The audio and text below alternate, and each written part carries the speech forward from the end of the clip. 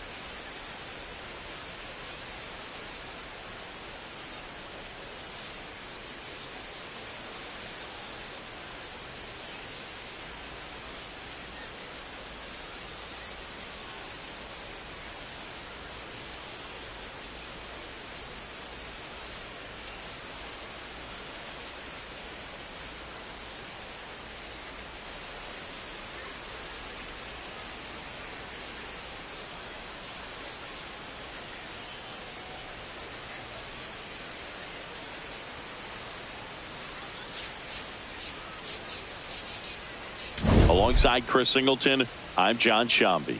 We get a chance to watch one of the hottest bats in the game. He's been huge for his team, Singy. Yeah, just impressive contact and seems to find every gap available, Boog.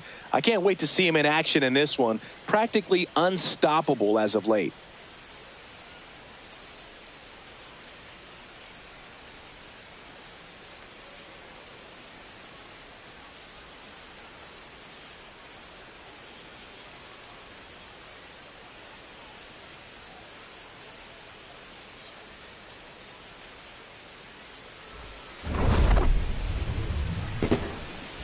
First pitch coming your way next. And towing the slab in this one, Eric Fetty. And Chris, he's a guy that gets better when things get tough. Yeah, his batting average against is actually better when he's in a jam. So we'll see if he continues to dance his way out of danger. All right, first pitch coming up. Here's Garrett Hampson. Center fielder, number 6, Garrett Hampson.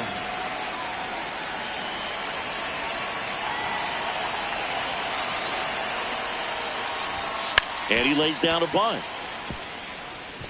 The flip, safe. No, it's safe. an infield single to start the ball game. That's a fun way for them to start the game on offense. And thanks to a little small ball, they produce a base runner right away. And we'll see if this is part of the game plan for them today or if they just took advantage of an early opportunity.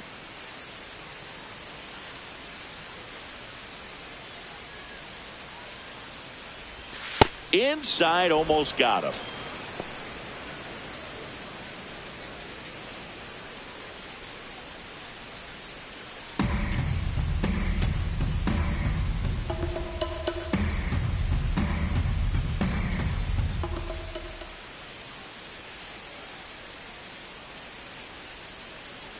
Here goes the runner. Pitching for a strike. Throw off the mark, and he's in there.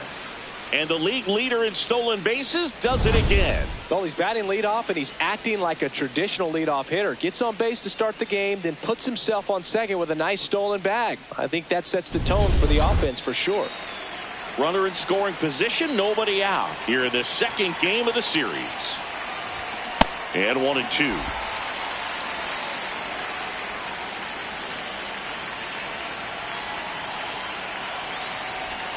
Fastball almost got him there. Straighten him up a little bit.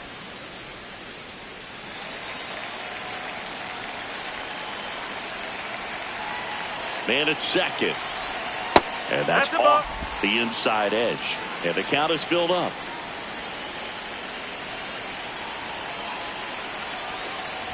And ball four to aboard. Man, that's a tough one to take on the full count, but I guess he saw it really well. It's a really nice plate appearance. Now it's the shortstop, Elly de la Cruz. One of the best RBI guys in the game this year. Right now, second in the NL. That's the ball.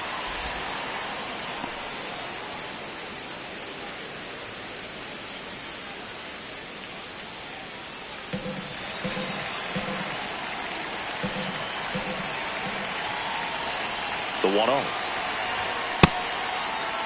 Checks his swing. Now an appeal to third. No, he held up.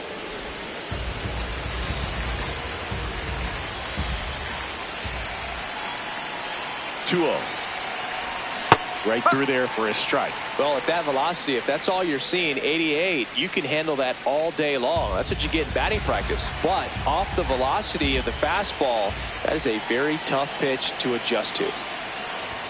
Check swing went around. It's 2-2.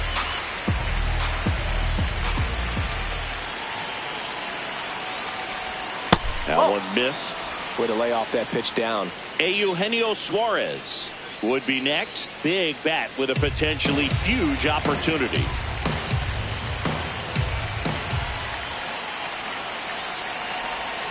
Got him swinging for the strikeout. And that is a big first out. Here's the lineup for the Reds. Been a real struggle this year. They're at the very bottom of the league in on-base percentage. And, of course, when that's the case, other offensive categories follow suit, Singy. Yeah, it's really tough for any team that struggles to get on base. Dramatic home runs and base-clearing hits do more for a team than just change the score. Good teams feed off that stuff. First pitch swinging. The last thing he wants is to hit the ball on the ground, but I wouldn't expect many pitches up in the zone. They'll be pitching for a double play in this spot.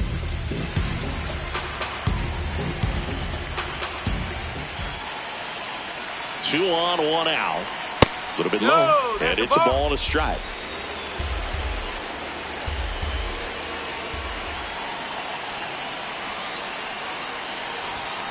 This one chopped on the ground, but foul.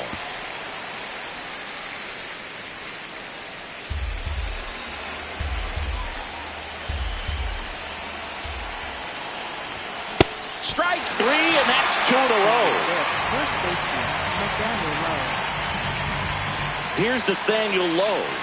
He really needs to start making more contact, striking out nearly twice in each of the last 5 games. And a foul ball.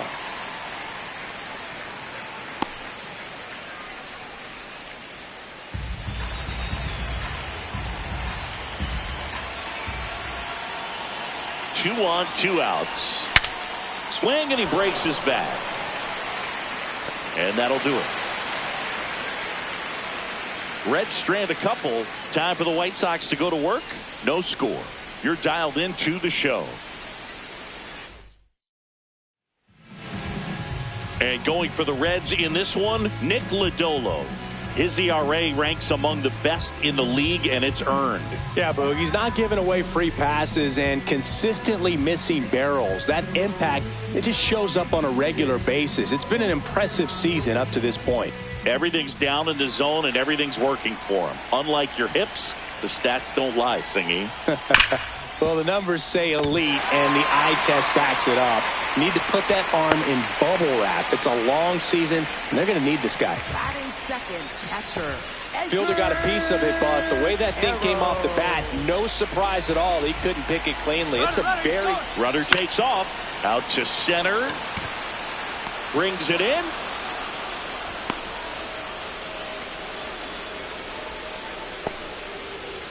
Time to check out the lineup for the White Sox.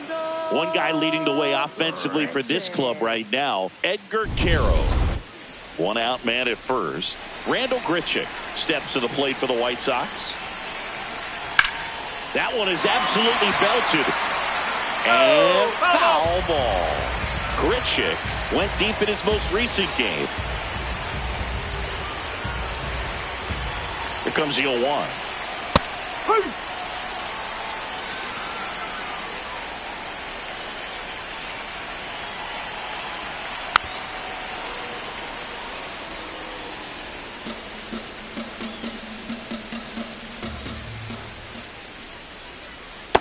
See if you can go upstairs a little bit. Make sure you miss up and out of the zone since you're heading to count 1-2. Don't miss in the zone because that's where you can get hurt.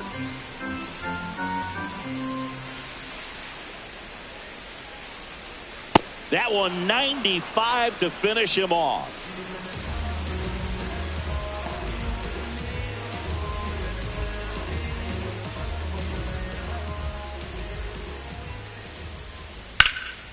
In the air, right field. Myers settles underneath it. That is the inning. We head to the second on the south side. No score.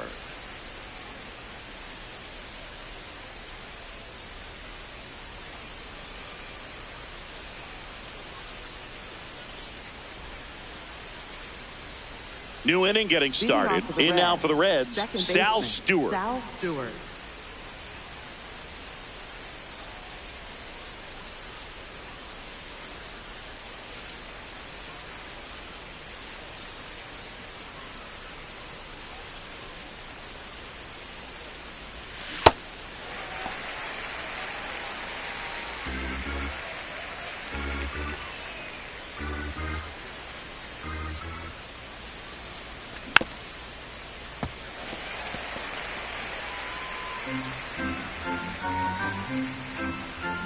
The 0-2. Checks his swing. Now an appeal to first. Nope, he held back.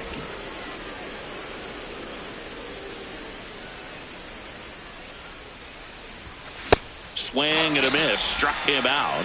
That K is his third of the game. Well executed pitch on the outside part of the plate.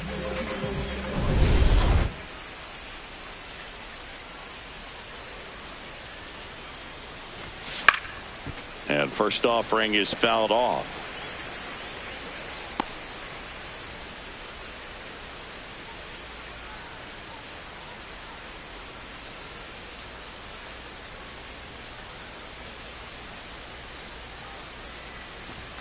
Comes up empty. That's strike two. Clyde Washington with home plate duties in this one. A little bit of a low zone Boog from Clyde. Nothing crazy, though. Pitchers that work consistently down around the knees and are able to command their off-speed stuff tend to have some pretty good success with him back there behind the plate. Fires in time. Tyler Stevenson.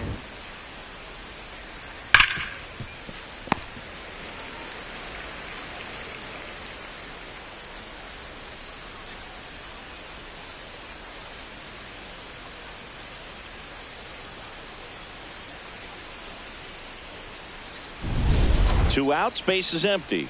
Tyler Stevenson getting ready to hit.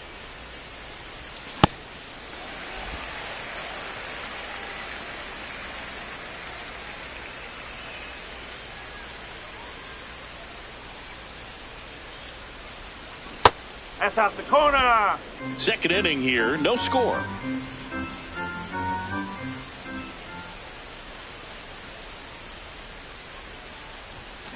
The 1-1 is fouled off.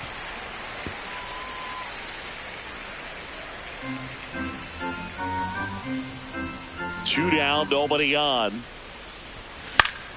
Spoils the two-strike pitch, and he'll see another.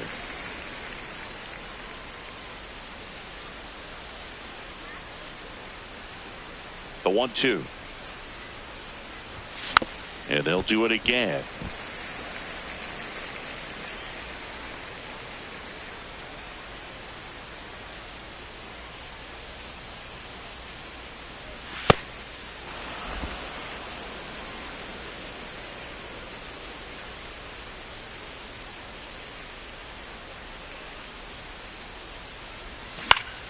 Foul ball, another 2-2 upcoming. Well, he's having a tough time getting a pitch by him. As a hitter, you feel pretty confident that you're seeing different pitches still able to make some type of contact. Started to go after it. Now a look down to first. And he went around. Not an easy call. Here on the south side, bottom of the second, Colson Montgomery steps to the plate for the White Sox. Montgomery. That one close, ruled a ball. And that's ball one. Catcher challenge, we'll take another look. And that one did find the strike zone. Still 2 challenges left for them.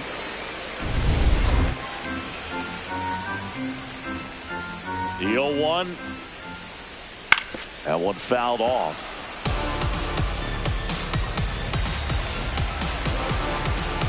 0-2 now. Swings through that one. It's a strikeout.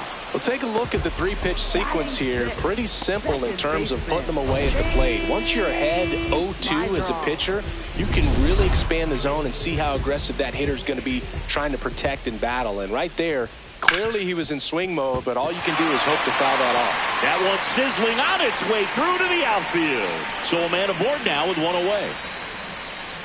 Everything came together for him. Smashed that one through the infield for the knock. When it's hit that hard, it makes it very tough on the infielders to make any sort of play. Here's the center fielder, Luis Angel Acuna. And that one is lifted in the air. Myers has a beat on it. Makes the grab. Batting 8th, designated hitter, Baldwin.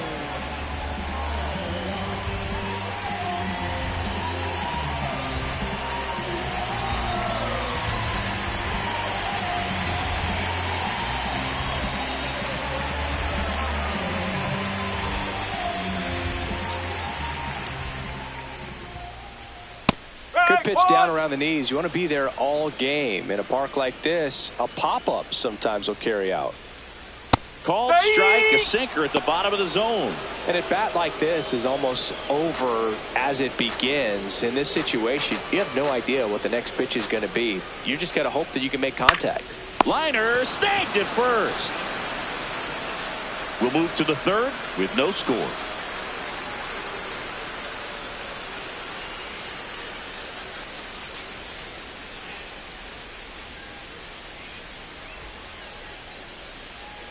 Back at right field. In now for the Reds, Dane Myers. Singing he's never finished the season with more stolen bases in his entire career. Swing at a ground ball.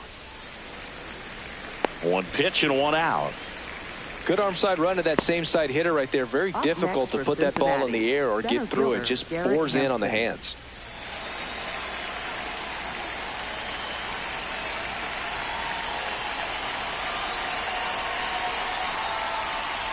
Bunting for a hit.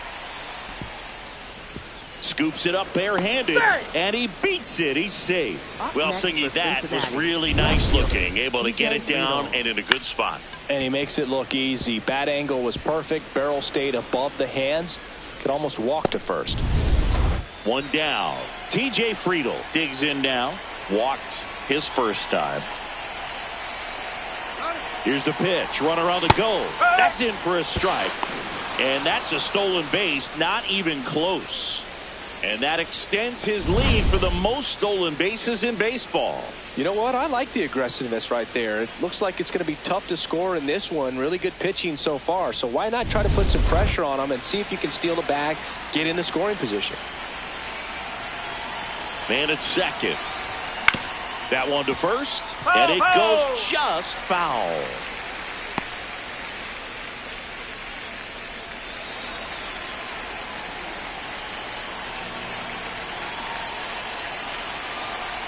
Way inside, and that hit him. Up next for Cincinnati, shortstop. Yeah, the biggest storyline coming in was just how hot he's been. Haven't seen it yet today, but it's still early, Boo.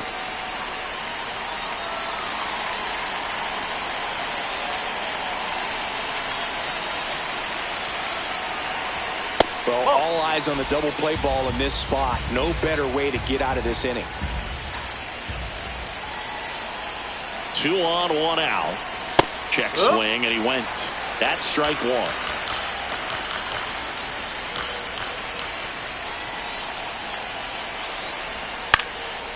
In the air, left field. No, foul ball. That's foul. That's foul.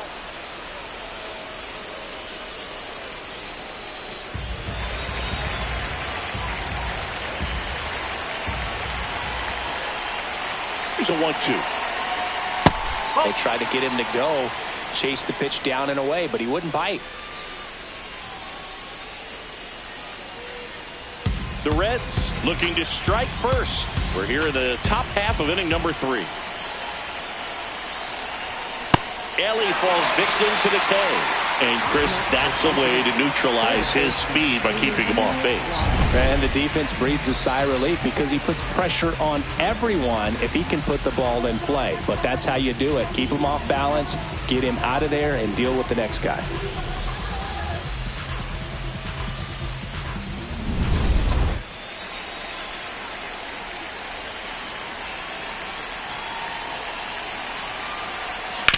Finds his way through, base hit.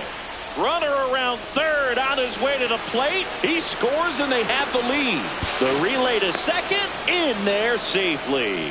Always feels good when you come through and get your team on the board first. Got the top of the ball a little bit, but not much. That was hit pretty hard through the infield, so I think he'll be happy with that swing. Definitely generated some good bat speed. So 2 down. Nathaniel Lowe up to hit. Flied out his first time. Ripped, but it curls foul.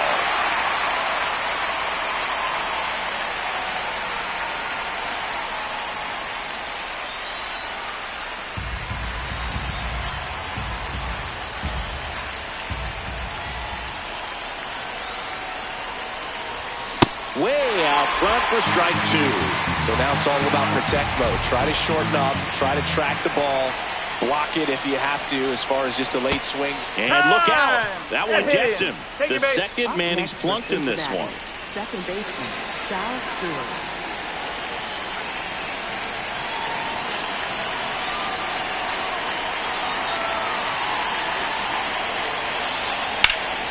Fouls away the first offering.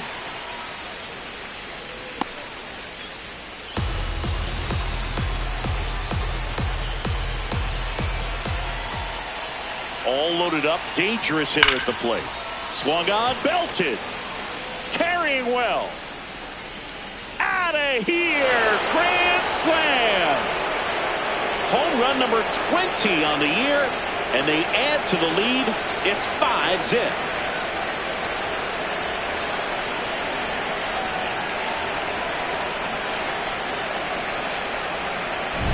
Well, a great job here of staying within himself. You know that if you get a knock, you're going to drive in a couple. So stay focused on that. Well, he does more than just a knock. Hits the grand slam to drive in 4. Really good job at the plate. This is J.J. Bleday. And first offering is fouled off.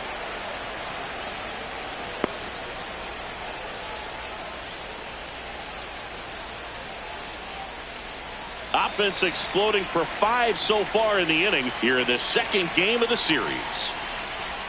Swings and misses at the pitch off the plate. Activity in the pen for the White Sox. Mike Vassell, the right-handed sinker baller. He looks to be readying himself. Cannon warming up as well. He makes the grab, and that is that. Grand slam has the Reds rocking. We head down to the home half of inning number 3. You're watching Reds baseball on The Show, Ohio. Back here on the south side, ready to go for the last half of the inning. Jacob Gonzalez steps to the plate for the White Sox.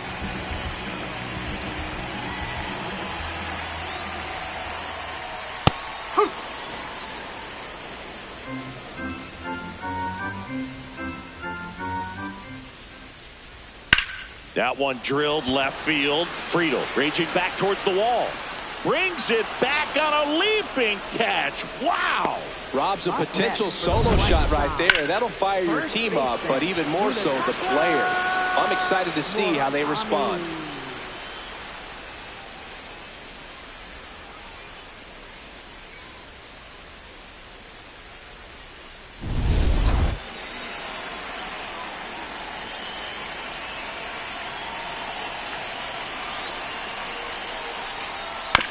This ball's chopped on the ground.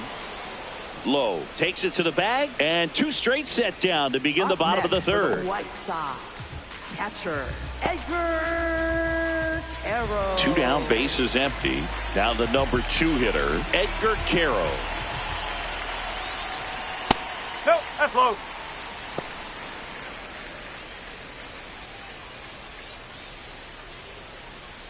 That one catches the corner for a strike.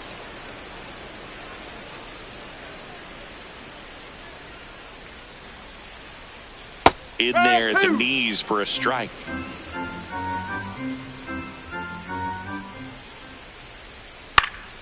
Keeps the at-bat going with a foul ball. 2 down, nobody on. Fouls it off, still 1-2.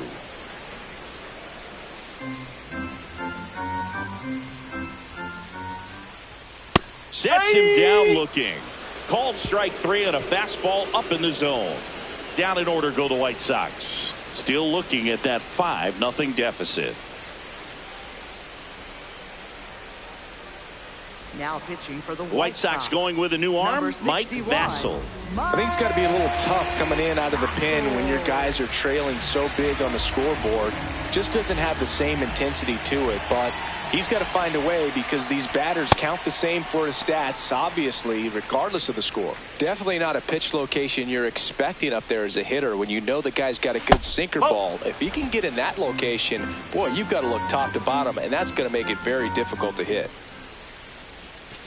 Back-to-back breaking pitches away, you get the feeling as a hitter that the pitcher's afraid of you, that he doesn't want to challenge you. So I think the confidence level is raised right here. And he swings through that one. Man, he was really tardy on that fastball. Great job of setting him up by throwing the curveball. Add some velocity to it on the next pitch. Can't catch up. Stevenson tries to hold up, appeal to first. No swing.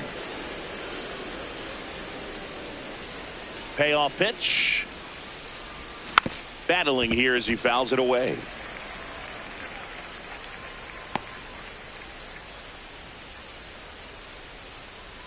"3-2." And down on strikes. 1 away. All right, who is the first White Sox player to hit for the cycle here at Rate Field? Oh, it was my guy, Jose Valentin. You know, he was the guy who sold me my first premium car, Boo. No, it was not Jose Valentin. That's off the plate. No, he did sell me my car, but on the cycle, okay, let's see. I don't know. You want to try again? Tim Anderson. Chris, it was you. Really? Yep, really.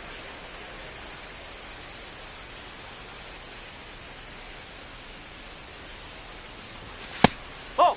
So what do I remember about that day? I remember being in the zone. We were playing the Kansas City Royals and just felt like everyone was moving in slow motion and I was moving in real time. And it was very euphoric type of feeling and a night that I'll never forget.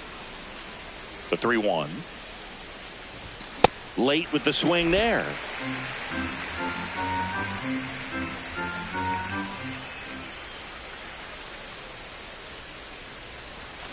Swing and a miss, struck him out. Very strong coming out of the pen so far as he punches out the first 2 batters he's faced in this one, getting straight to work. Man, it's talked about a lot, but relievers are just so electric these days. These aren't fun at bats if you're a hitter. I'm so glad I'm retired. Shortened the bunt and missed it. 0-1. 2 down, nobody on. Top half of inning number 4. Strike 2.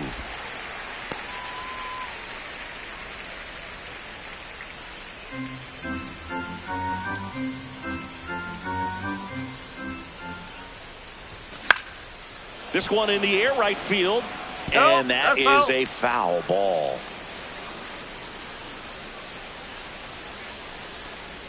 2 down, nobody on. Ring him up, says Clyde Washington. That's a strikeout. Reds down in order. as they are unable to add to their 5-0 lead.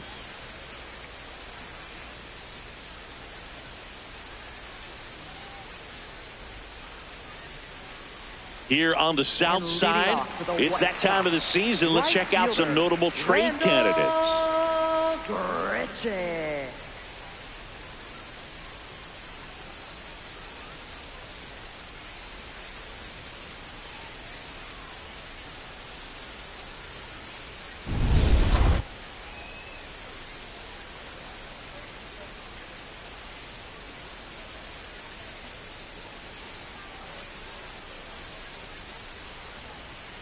You know, these White Sox, as this game goes on, have to be more disciplined at the plate. So many of their outs have come from weak contact on pitches they're chasing outside of the strike zone.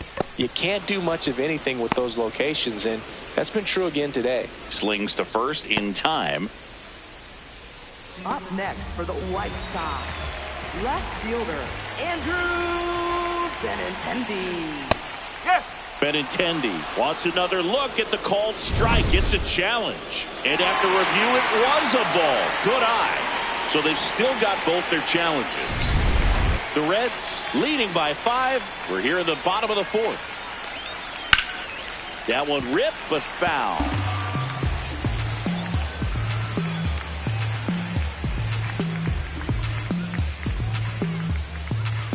The 1-1. Right through there for a strike. I just think the lack of drawing any walks is an indication that they need to be a little more selective and less anxious about forcing something to happen.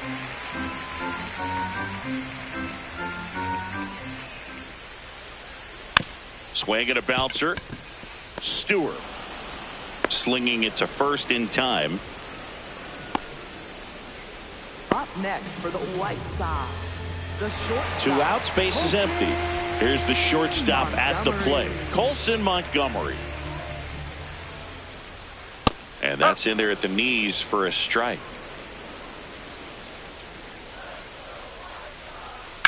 In the air, right field, Myers should have this one. And that is the 3rd out of the inning. 1, 2, 3 go the White Sox. It's 5-0.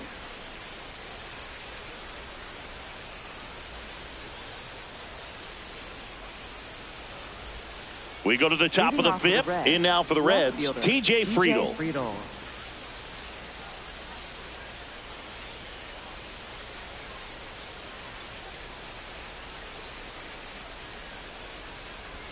Well, these Reds really impressing me with the quality of their at-bats in this one. It's been fun getting a chance to see them go to work. It looked to me like they really wanted to get to the starter early, get him out of the game before he settles in. So I'd say mission accomplished.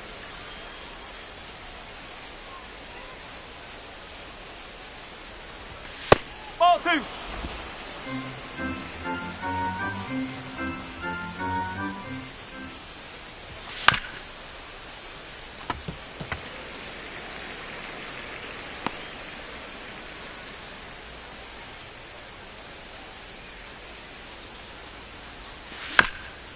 This one chopped up the middle. Throw to first in time. Up next for Cincinnati, shortstop Elly De La Cruz. He was absolutely on fire coming in, but hitless so far today, Boog. Let's see if the bat remembers it's supposed to be hot.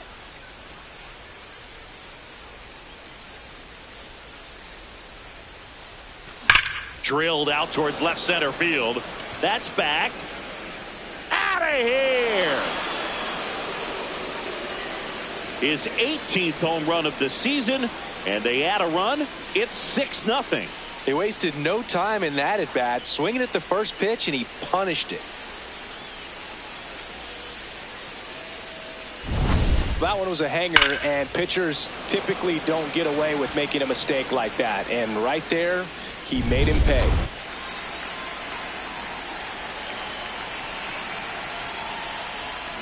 Ball 1. Suarez, in his 13th season, over 1,000 runs batted in his career, and he was born in Venezuela.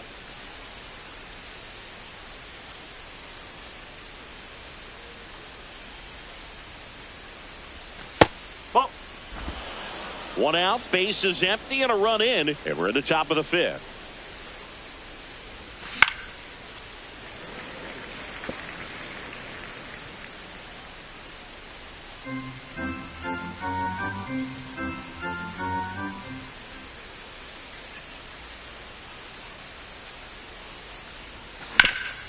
Nice grab to first. It's there, and that's a great play.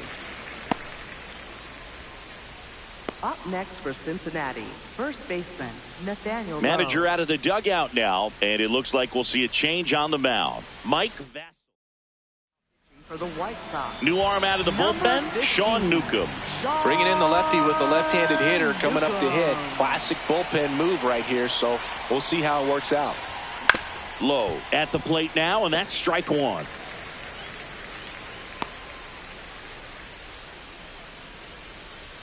Two down, nobody on. Awkward swing there from the big left-handed hitter. Off balance as well. Oh. Really good take, especially with 2 strikes.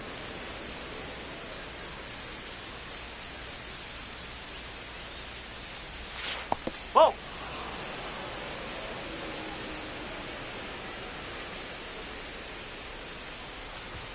Next pitch is outside.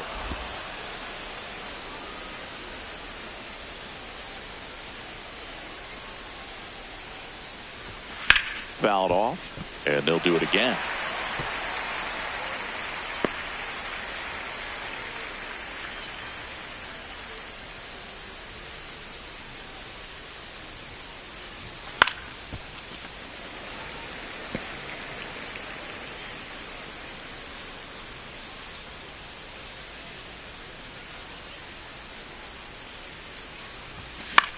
On the ground to third. And that is that.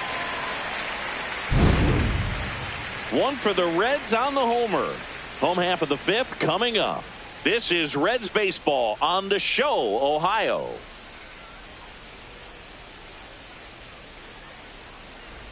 Welcome back. Let's check out what's been happening of late. Really been playing well. Chase my draw.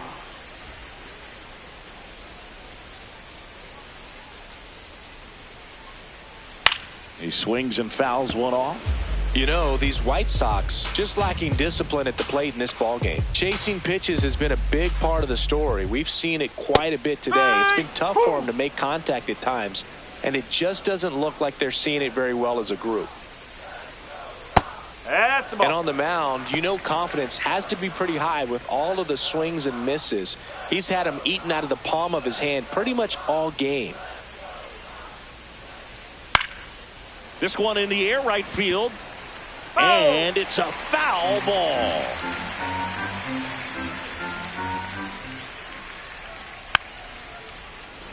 Well, every pitcher wants run support, and having a lead is nice, but it can be challenging for some pitchers. I think keeping the mindset to attack instead of trying to be too fine and have too much finesse.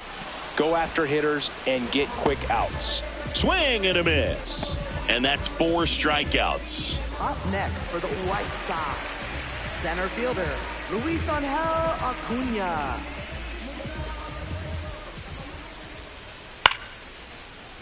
Foul ball.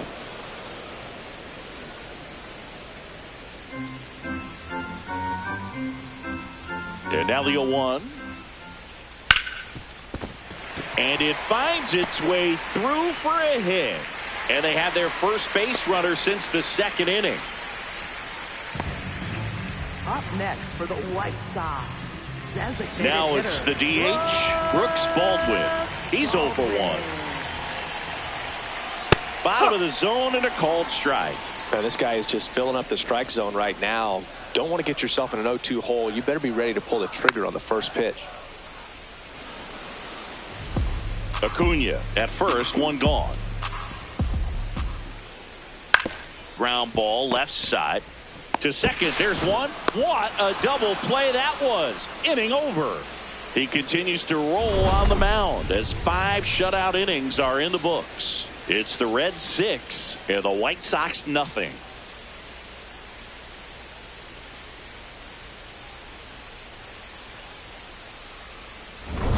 Back at the ballpark, let's take a look at some of the moments that stand out to us.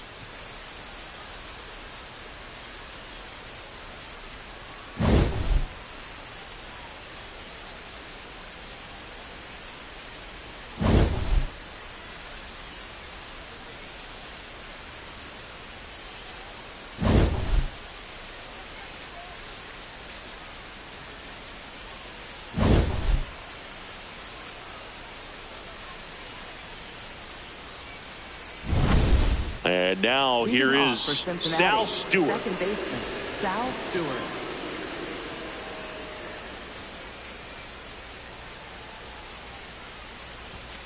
Hammered down the right side, but foul. Chris, he's been one of the most powerful hitters in baseball this year. His home run numbers are good enough to put him top 5 in the league. Pitch misses, and it's 1-1. Double-barreled action in the bullpen. Ryan Hudson, the left-handed reliever, appears to be getting loose. Cannon also getting ready.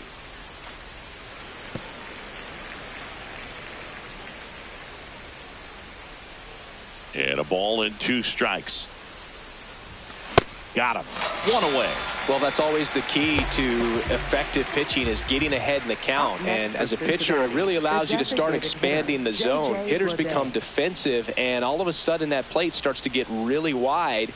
And what happens is, because of the pressure, you end up committing to a pitch as a batter before you recognize what it is, and that's what leads to the strikeout. Now the 0-1. Right through there for a strike. The Reds up big in this one, and we're in the top half of the 6th. He's great hitting the ball the other way, and that pitch did a good job to straighten him up a bit. Mission accomplished.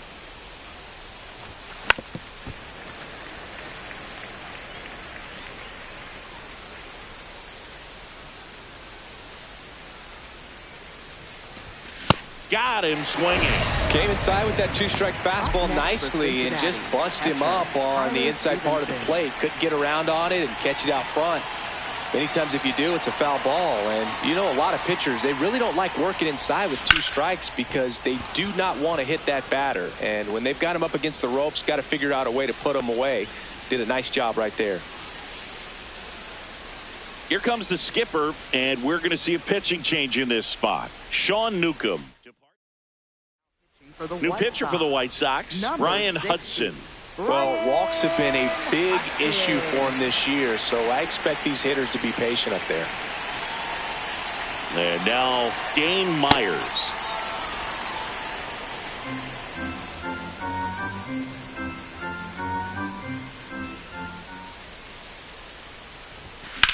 On a line out towards center. Base hit, so that's 2 straight 2-out hits. Up next for Cincinnati, center fielder Garrett Hampson.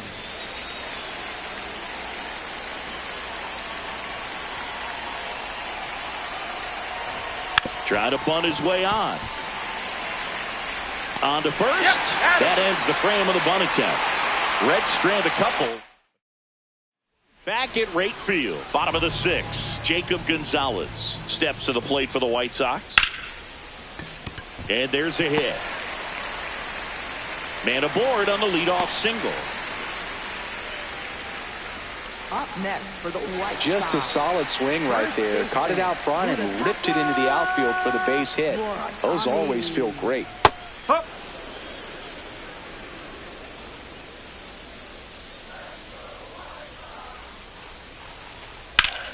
Sliced hard but foul. 0-2 now. Tapped softly to the right side to Elly at second for 1. A sensational double play. For me, that's one of the toughest double plays to turn on the infield. The first baseman has to get inside, create a throwing lane to hit that middle infielder to start the double play, and then from there completing it back to first. Really good job all the way around. That's a bullet, but it goes foul.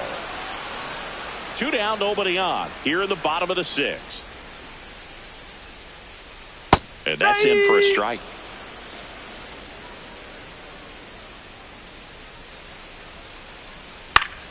Good job to fight that one off.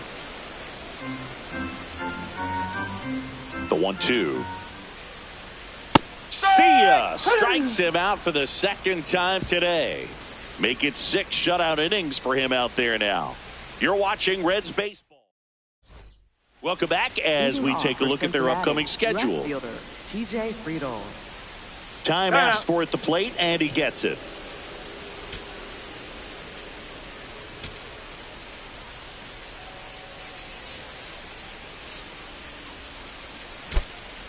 Cincinnati making a move for a pinch hitter. Matt McClain. Well, with his speed, he could really make some things happen leading off.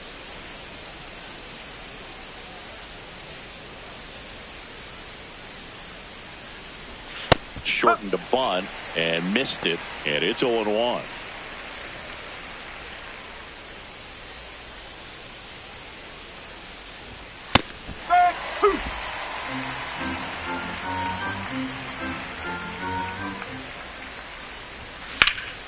This one in the air, center field. Acuna settles under it. He's there. He's got it. And there's one down. Up next for Cincinnati, shortstop, Elly De La Cruz. He's been an absolute hitting machine, Boog. The hype is real. Major contributor for this team.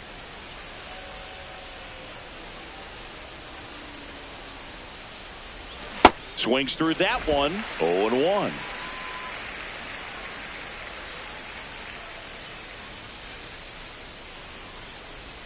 Comes up empty. That's strike 2.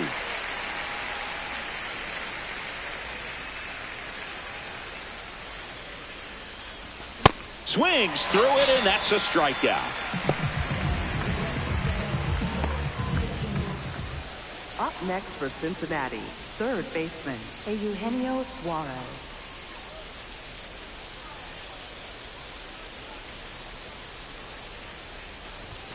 Late on that fastball. Well, you got to be careful with this guy. 2 outs, nobody on. He's looking to drive the ball really far. So if you can't get him to chase your pitch, you might just pitch around him a little bit and deal with the guy on deck if you walk it. That one almost got him.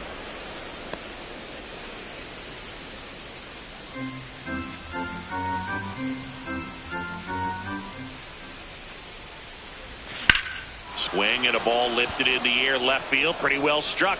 Benintendi going back on it. Pulls it in on the warning track.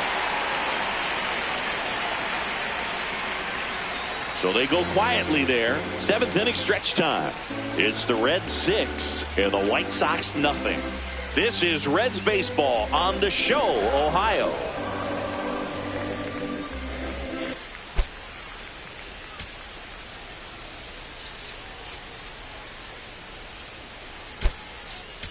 Spencer Steer. He's out in left field getting loose there as he enters the game on defense now. Spencer Steer. 3, 4, 5 due up for the home team. Randall Grichuk getting ready to hit. He's been a great free agent sign.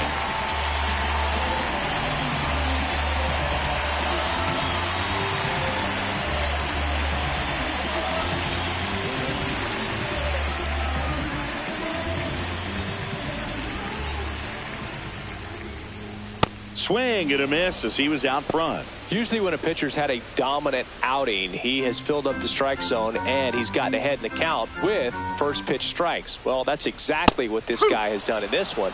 Over 70% first pitch strikes.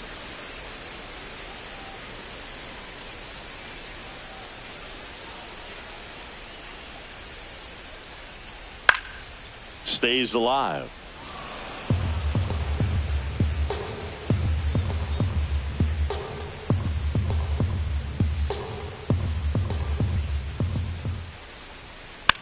Man, that got him square in the mask.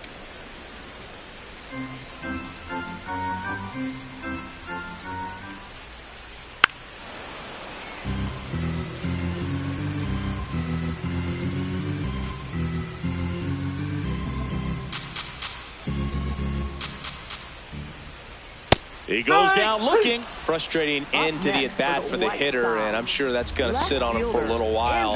You want to be ready to hit the fastball. Sometimes you can overthink things, and I think that was the case right there.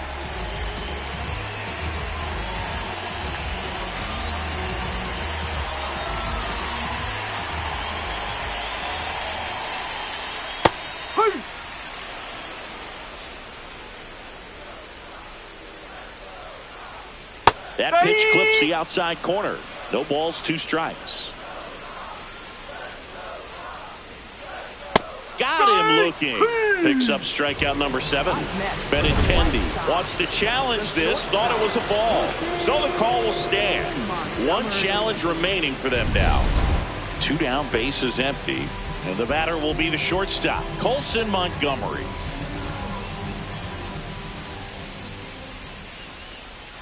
First pitch swinging. I'm impressed by the number of first pitch strikes. He's not afraid of contact. Some guys, they'll nibble just because they don't want to get hit hard. That's not what we're seeing here. Swing and a miss, struck him out. And he strikes out the side in the 7th. Still in total command on the mound with 7 shutout innings. You're watching Major League Baseball exclusively on the show.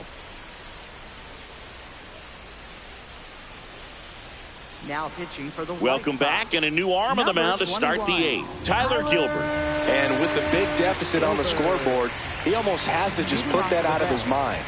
Every outing matters for relievers and their numbers, but I think it's tough to get up for this type of appearance the same way you would for one in a close game.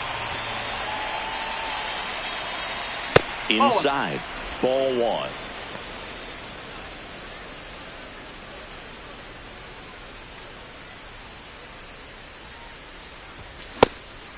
Gilbert, 32 years old, and he was a 6th-round draft pick back in 2015. Foul ball there.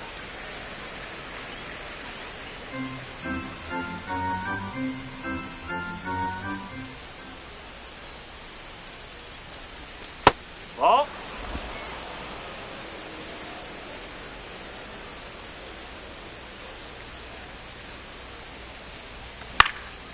And a foul ball, he stays alive.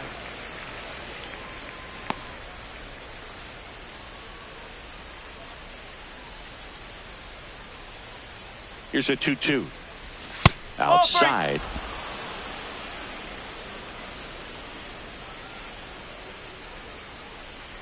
That one misses. So a leadoff walk. What a battle. It's not always easy laying off a 3-2 pitch, and I tell you what, he earned that walk. Up next for Cincinnati, second baseman Sal Stewart.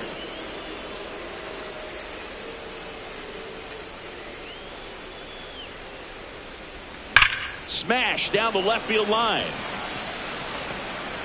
That's a base hit. And now runners at the corners, nobody out. Up next for Cincinnati. Nice line drive to the pull side right there, but he didn't spin off of it. That's the key. You still have to extend through the baseball in order to hit a line drive like that. J.J. Bleday, the next to hit for the Reds. 0 for 3 in this one. Swing and a miss as he was late that time. Runners at the corners, nobody out. And we're in the top of the 8th. Ball.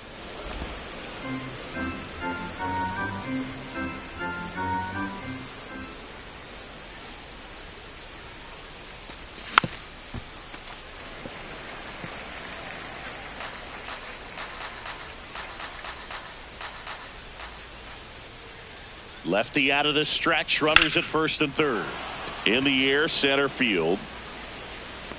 And makes the grab. Runner tagging from third. The relay throw. Safe! And they add to their lead as the run scores from third. Tyler Stevenson.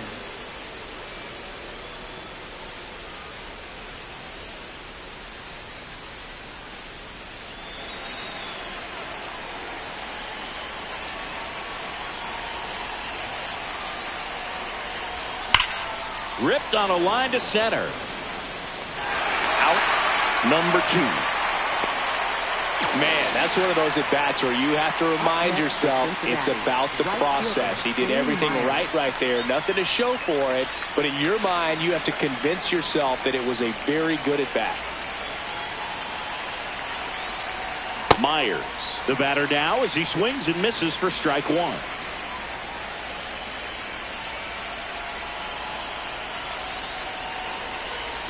Comes up empty as he chases that one in the dirt. Good pitch right there. Tied him up on the hands. If I'm out there on the bump, I'm going right back in there.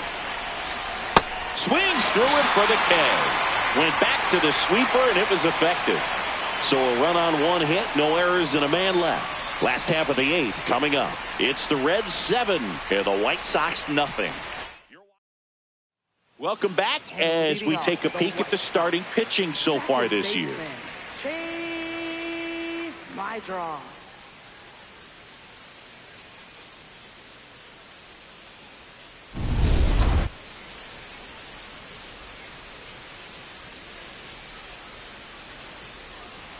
Ball. Low.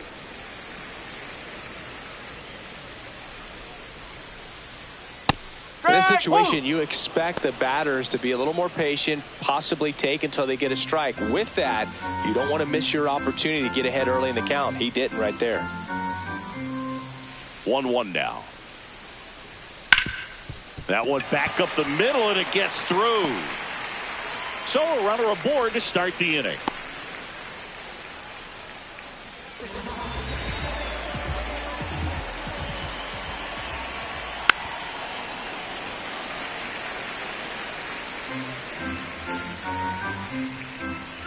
And the 0-1. Late on that fastball.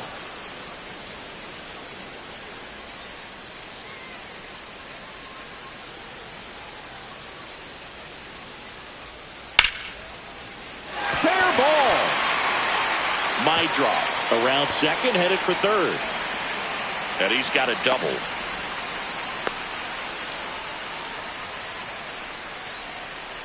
Nice job of driving that pitch the other way on a line. You know, hitters, they take so many reps in the cages working on going to the opposite field, and it doesn't always translate into the game, but right there it did, and he did it perfectly. Here's the White Sox DH, Brooks Baldwin. A switch hitter batting right.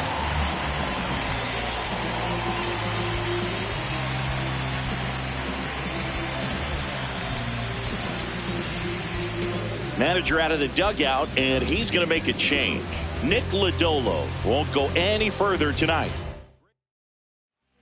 They turn things over to the southpaw, Brock Burke. And never an easy situation coming in with runners at second and third. He's got a base to work with, so he doesn't have to be perfect, but he does have to make some quality pitches.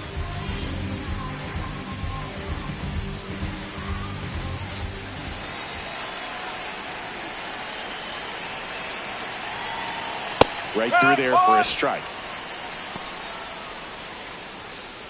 2 in scoring position, nobody out. Here the bottom half of the 8th inning.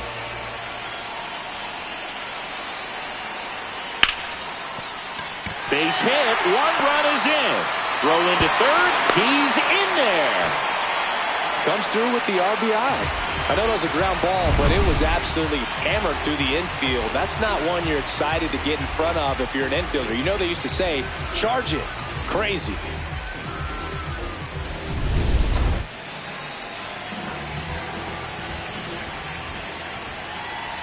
Yes.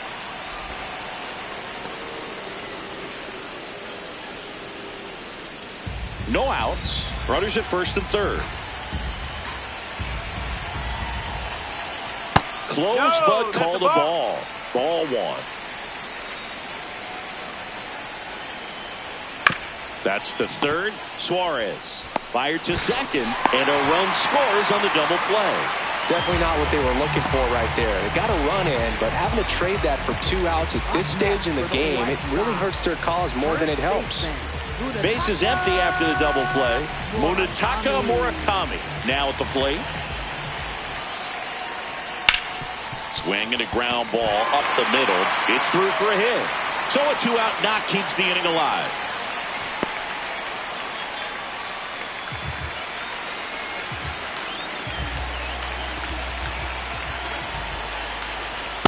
Up.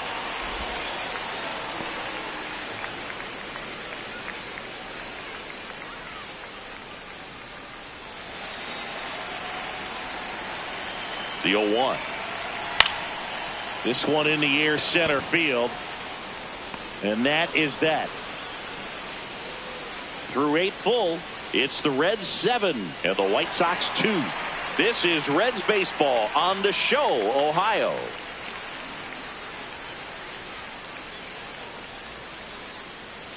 Now pitching for the We're White back. Sox. It's the top of the ninth, Number and there's a new 48, pitcher on the mound, Jonathan Cannon. Well, they need someone to stop the bleed and keep the score right where it is. Seems like a tough task today with the way this lineup is swinging it.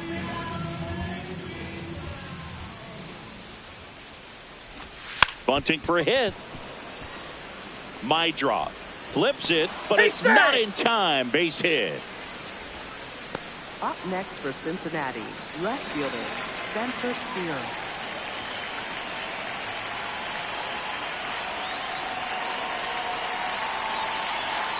Runner on the move. Pitch misses. To second, but way too late. Safe there. Clearly not content with the lead they're working with right now, and I like that. I don't think you can get comfortable with a 5-run lead in today's game, and now they've got a good chance of adding on.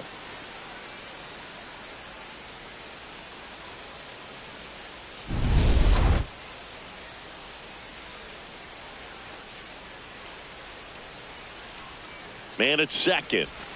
Oh. Action in the pen down there. Sir Anthony Dominguez. The hard-throwing righty is up and loosening. Out towards right center field. Grichuk on the move. Pulls it down and he makes the catch. And there's one down. Next for Cincinnati, Elly de la Cruz. Shortstop. He's been locked in lately, and today's been no different, Boog. Really good balance in the box. It's been impressive. Just looks comfortable out there.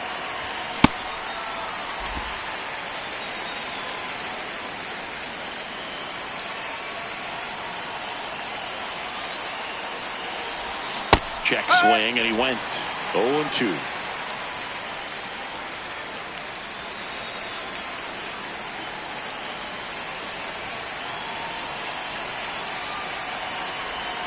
That's foul off to the right side. Keeps the AB going.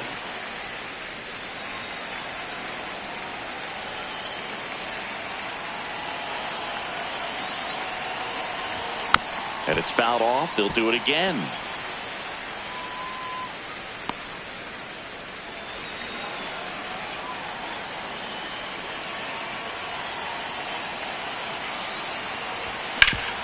Hard grounder into the outfield for a knock. Hampson around third. He'll score. It's an RBI single. It's 8-2.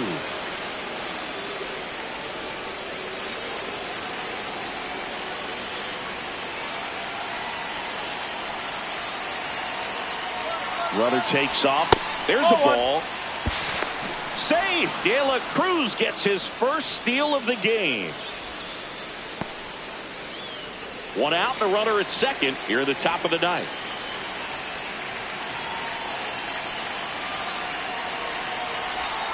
Ball two.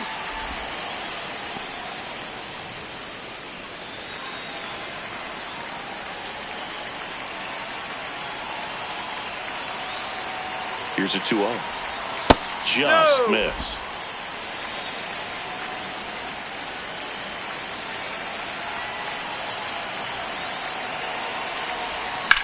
Up the middle. He hauls it in. 2 away. Throw behind the runner, and they've got him doubled off. Heart of the order, 3-4-5 will get their shot in the bottom of the ninth. It's the Reds 8 and the White Sox 2.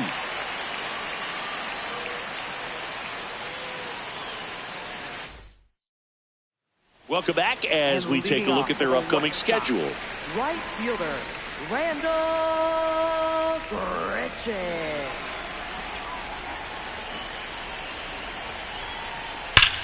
On a line, and there's one down.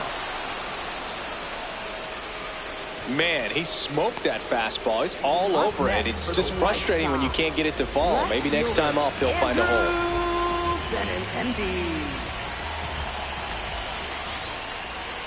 Frank, woo!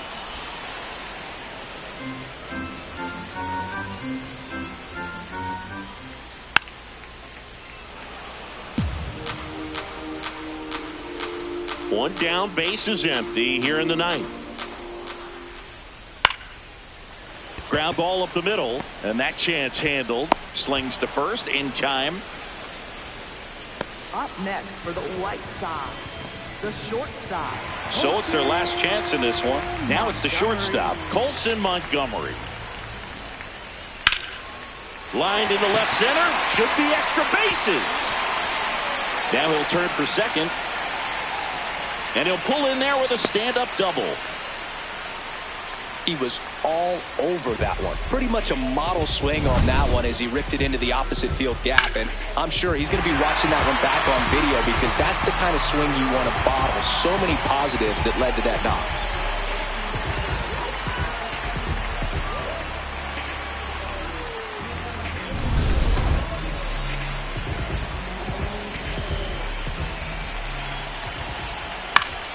And first offering is fouled off.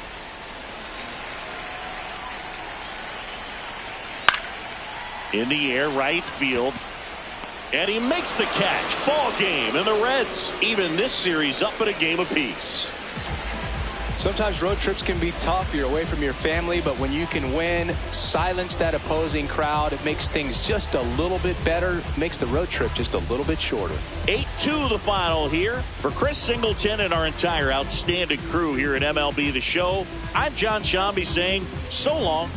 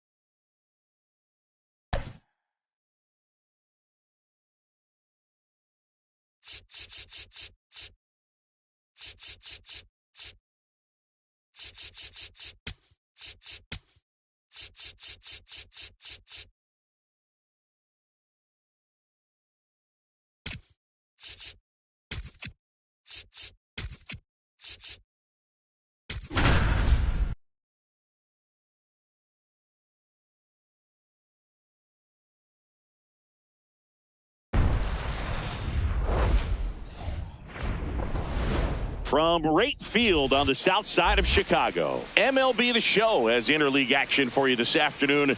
It's the Cincinnati Reds going up against the Chicago White Sox.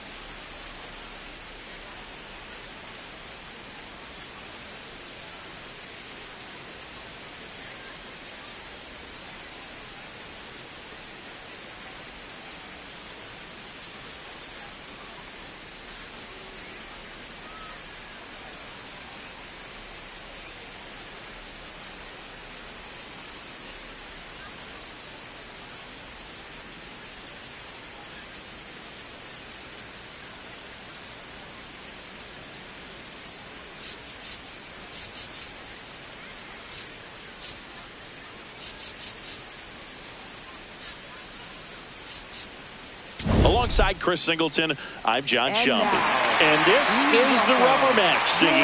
And these games can really shape your season, Boog. You always want to come through when you have a chance to win a series. That'll boost confidence amongst the entire organization. First pitch coming at you right after the break. And on the hill, Shane Smith. What should we keep an eye on here? Well, I'm interested to see how he utilizes his sinker to this lineup, Boog. You know, it's not necessarily his go-to primary pitch, but he does mix it in when he needs it. He's just got to make sure that it's not flat. Otherwise, it's going to get hit hard. So look for him to throw it up there when he needs a big double play, a ground ball, something like that to get out of an inning, change it up for a hitter.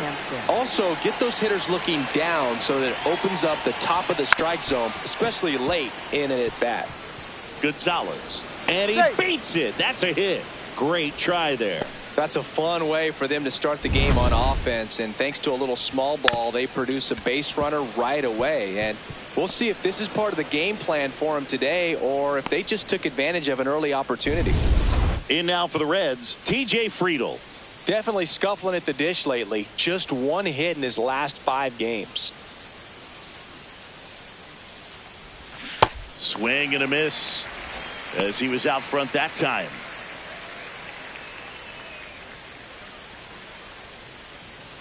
Hampson gets his lead at first with nobody out.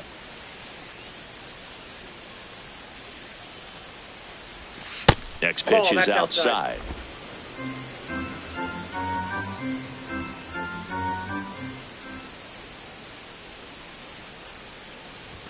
Swing and a miss as he was late that time. Wow, good luck catching up to that one.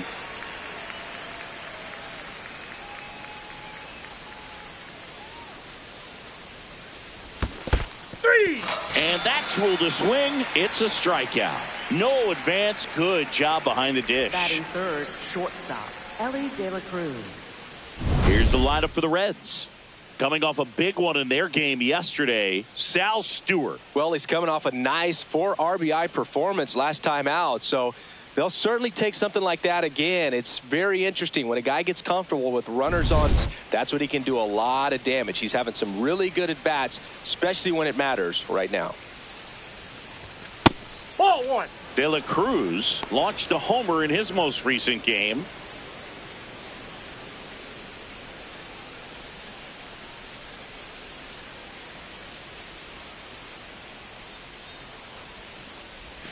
Check swing. He went.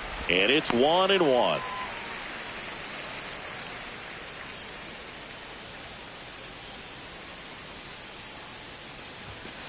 Ball, that's inside. Man at first, one away.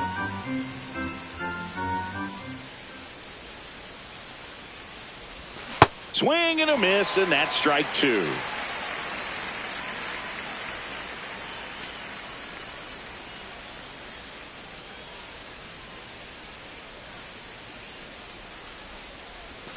Battling here as he fouls it away.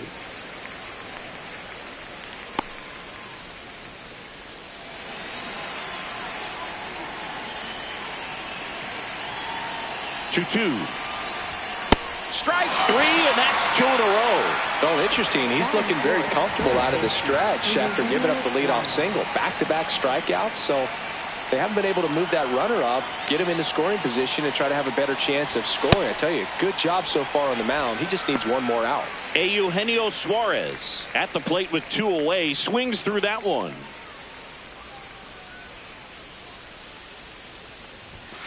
Ball 1.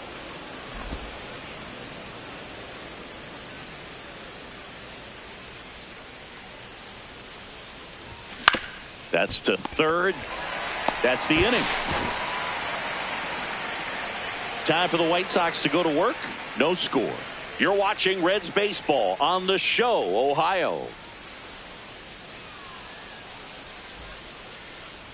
Ready to go for the last half of the inning. On the hill and coming off a great start, Hunter Green. He's been a real force on the mound so far this year. Munetaka Murakami steps to the plate for the White Sox. This one in the air, center field. Hampson settles underneath it, and there's one away. batting second, catcher Kyle Steele. Throughout history, the fastball down has been the most successful pitch. Guys can handle a little bit better these days, but they, of course, still prefer something belt high.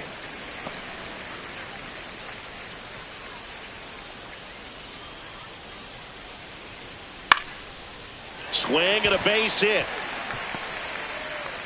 So a man aboard now with one away. Randall Grichuk now. It's been a tough stretch for him at the plate. Only 2 hits over the last 5 games.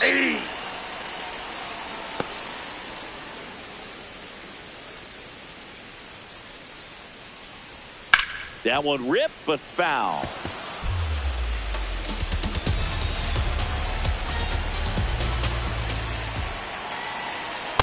See if you can go upstairs a little bit. Make sure you miss up and out of the zone since you're heading the count 1-2. Don't miss in the zone because that's where you can get hurt. Started after the 1-2 pitch. Appeal to first. Yes, he did. That's a swing.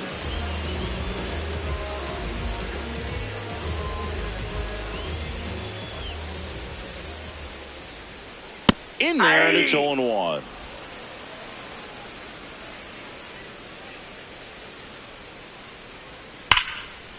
Now a bullet to second base, but he's got it to end the inning.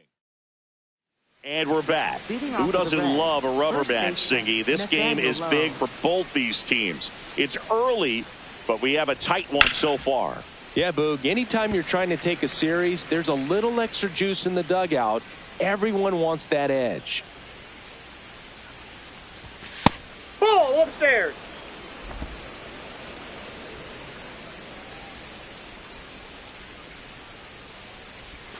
Got the bat going too soon. It's strike 2.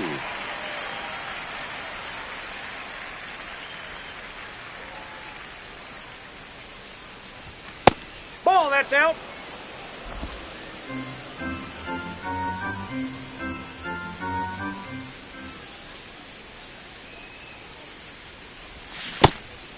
And he couldn't hold back. He's rung up on strikes. Fires over to first. 1 out in the second. Sal Stewart, the next to hit for the Reds. Homered last night, added another hit as well. No question about this one. It's out of here.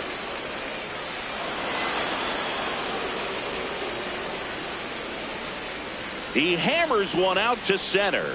His 21st of the year, and the Reds jump out in front. It's 1-0. Chris, he's homered in back-to-back games now. Yep, seeing the ball well, and he's got his timing locked in. He's looking pretty dangerous at the dish right now. Lightning fast hands to be able to hit that velocity fastball on the inside part of the plate. In my experience, when you're looking out over the plate, allowing the ball to travel, it's pure reaction to hit a pitch in that location. That's a tremendous swing.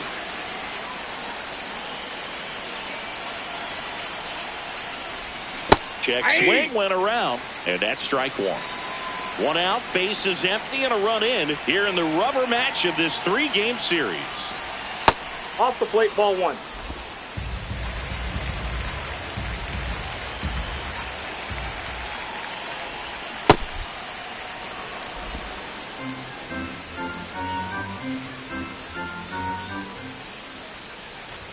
Just missed.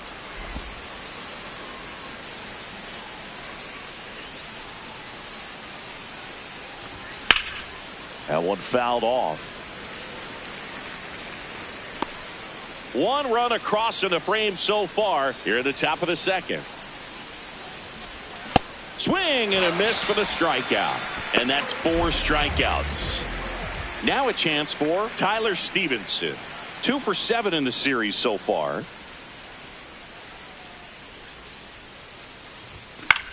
Popped up. My drop. And that is that. Red strike first with the solo blast. Now to the bottom of the second. This is Reds baseball on the show, Ohio.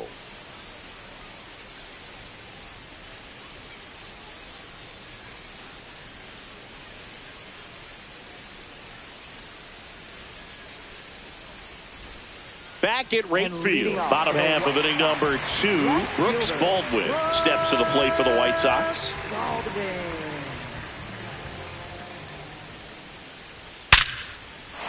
Back up the middle and a base hit. And a man aboard.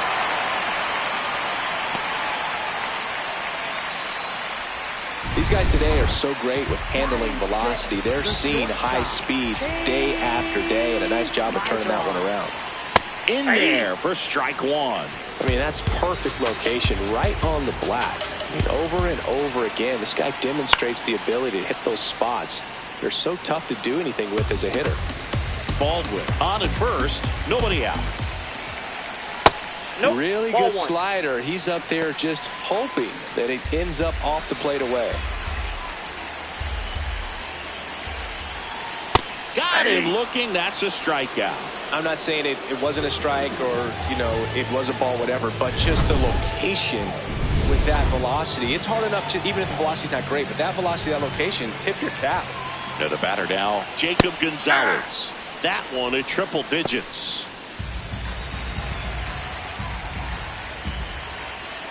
0-2 now as he swings through it. That splitty's a pretty nasty pitch. Explodes out of the hand, looks like a fastball, and the bottom just falls out of it. Gets a piece and stays alive.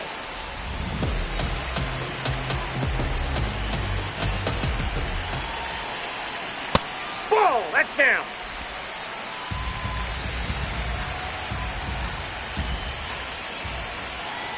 Sets him down on strikes. That K is his third of the game. Well, definitely a borderline pitch right there, and he didn't look too convinced as he headed back to the dugout. You know, those are tough ones to let go as a hitter, but with the human umpire calling balls and strikes, it's always going to be on you to protect yourself with 2 strikes.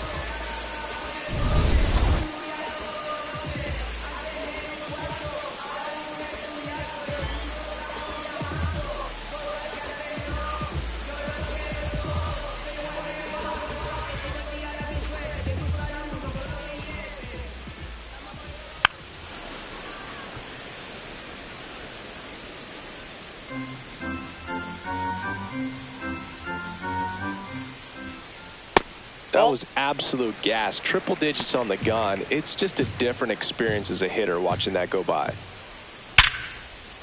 Line drive, base hit. Lead runner around second. And now they'll have runners on the corners with 2 away.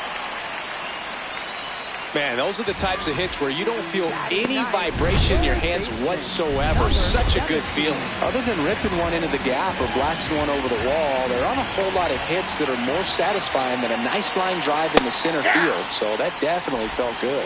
Sam Antonacci in the box now. Takes strike 1. That's a strike, and he inches closer to getting out of the jam.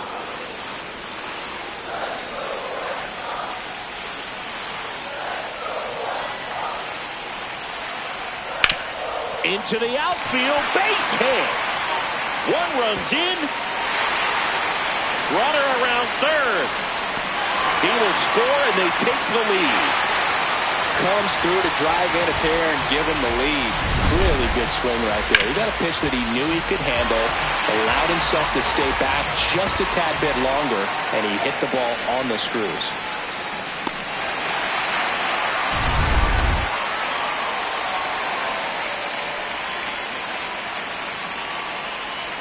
That clips the corner. Runner at second, 2 down. Here in the 3rd and final game of the series. Late with the swing there.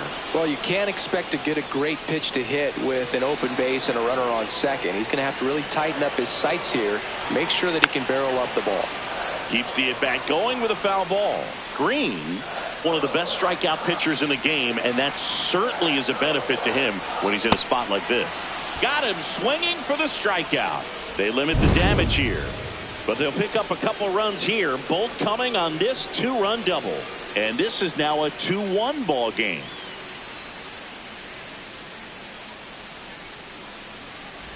Welcome back. Let's check out what's been happening of late. Really been playing well.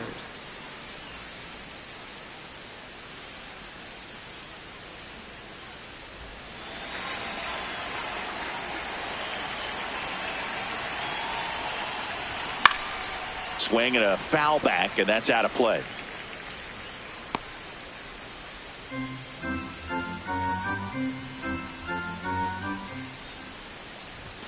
Comes up empty. That's strike two. Well, the offense has gotten going, and a pitcher wants to go out there, have a real quick inning, get those guys back into the dugout so those bats can stay hot. Ball.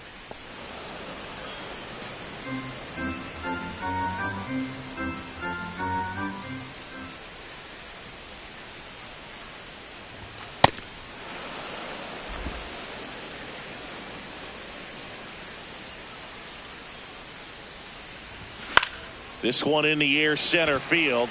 Acuna in and to his right. He's got it. One away.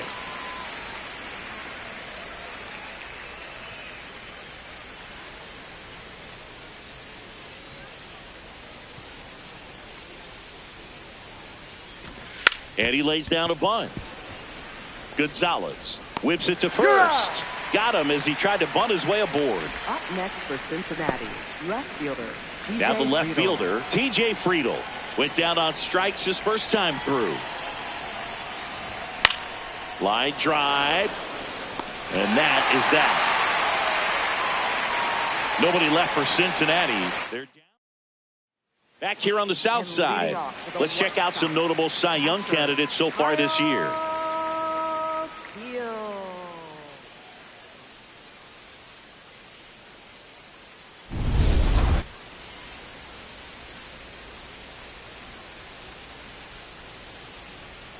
And that's in there at the knees for a strike.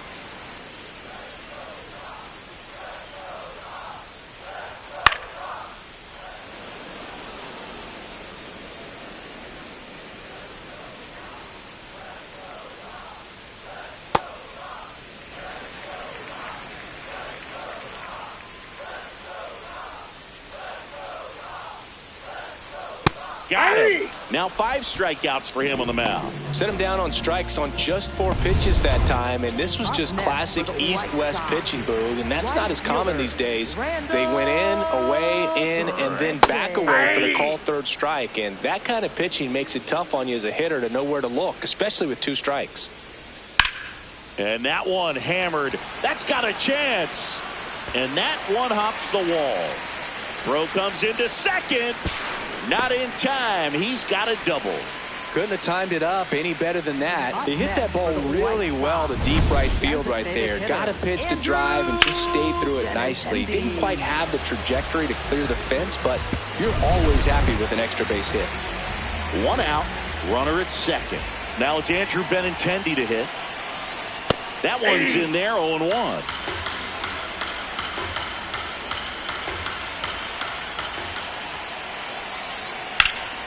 In the air, left field. Friedel drops steps, heads back on it. Pulls it down, and he makes the catch.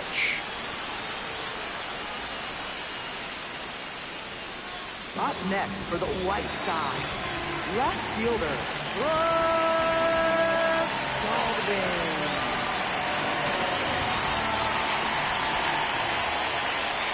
Breaking ball in there for a strike. It's early, but the off-speed stuff has fooled him a few times now. A lot of those pitches are used to get hitters to chase, but he's dropping them in for strikes. That one at triple digits. Runner at second, 2 down. Here in the last half of the third. Foul ball left side. He'll see another.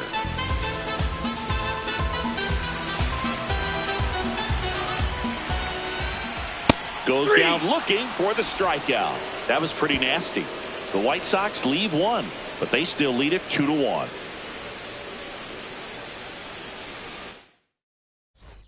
As we go to the top of the 4th. In now for the Reds, Elly De La Cruz.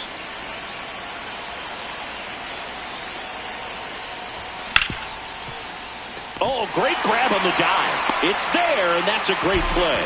Nice dive and stop right there. Gets the out. Great reactions. Excellent job of finishing the play with a nice, easy throw.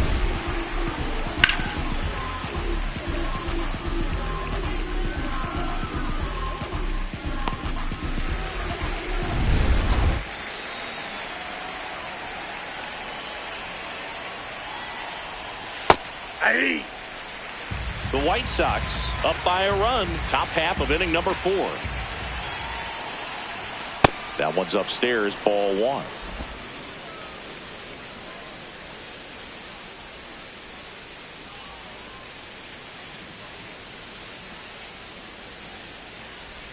Swing and a miss, and the count 1-2. He has a tendency to chase out of the zone, and that slider that's down, that's one of his money pitches to get that swing and miss.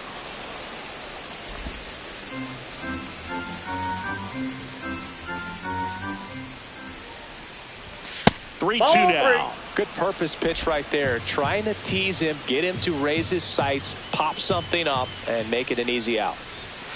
Struck him out swinging. Chased the fastball up the ladder for strike three. Here's Nathaniel Lowe. He's 0 for 1. Nathaniel Lowe. This one chopped up the middle. Tosses to first, and the Reds go 1-2-3. It's the White Sox 2 and the Reds 1. Welcome back as we take a check of the current standings. The shortstop, Chase Vidra.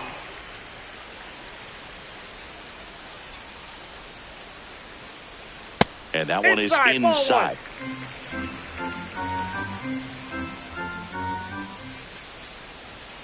Hey!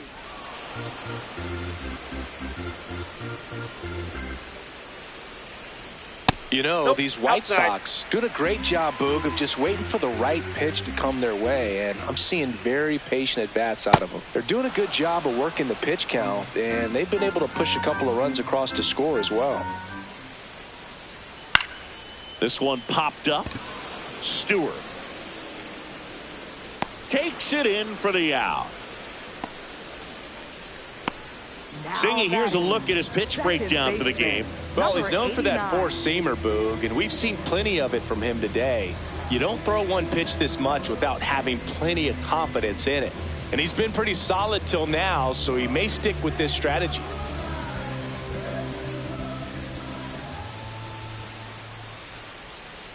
Yeah! You know, sometimes it just takes getting to the bullpen in order to be able to score runs, and that might be the case today. And a fastball clips the outside corner for a strike.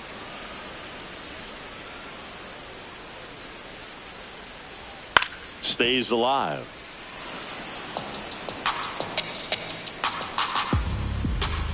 Oh, 0-2 now. That one ripped left field. Way back there. It's got a chance. And it's into the bullpen for a homer. So he just clears the wall. It's his 8th home run of the year. And they tack on to their lead. It's 3-1. He's really seeing the ball well lately. Good things are going to happen when you're locked in like this.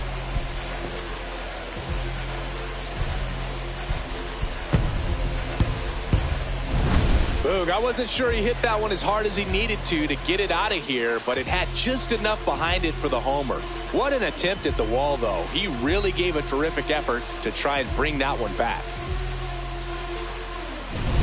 One down. So up next for Chicago, Luis Angel Acuna. 1 for 1 with a single and a run scored so far. Sharp grounder. That's through for a base hit. So they get a man aboard with a 1-out single. Now batting. And time is called for a mound visit now. Big moment in this game, so they'll talk it over.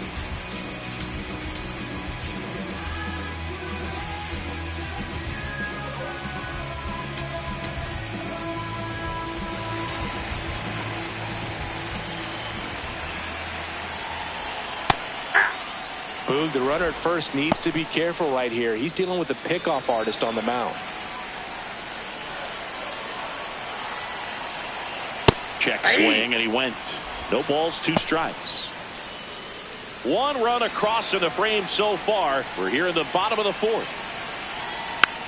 And it's fouled off. They'll do it again.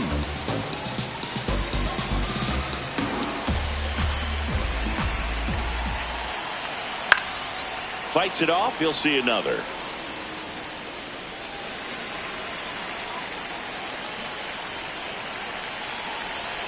Swings and misses.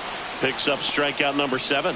That's about as nasty of a splitter as you'll come across, especially in terms of movement. I mean, that thing tumbles out of his hand and just drops off the table at the last moment. If he keeps it down, it's just so tough to put wood on.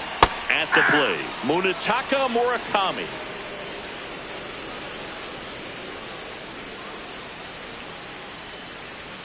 Swinging a foul straight back. Nobody in his team has scored more runs than he has this season, Singy. And they'll do it again.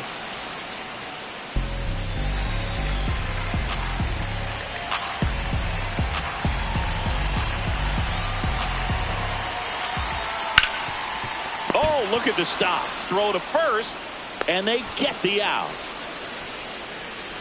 Well, that right there was all pre-pitch positioning. Put himself in the perfect spot to make a great play.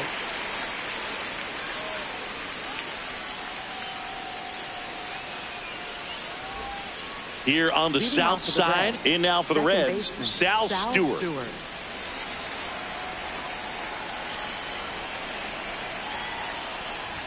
Well, these Reds, as you probably noticed, haven't been shy at the plate at all. In fact, they've probably been too aggressive at times. They're swinging at more than 70% of the first pitches they've seen today, and it's just not working out for them. Ball, that's in.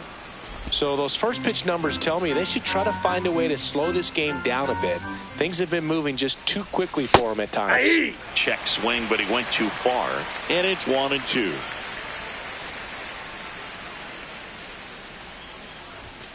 Got him swinging.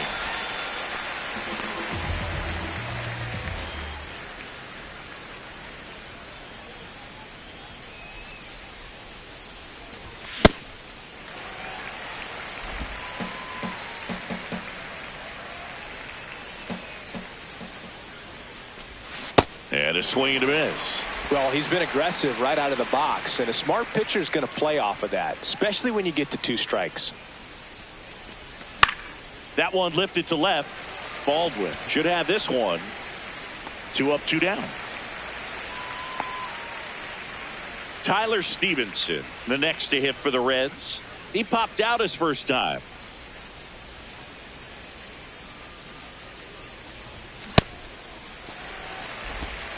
Two down, nobody on. And we're at the top of the 5th.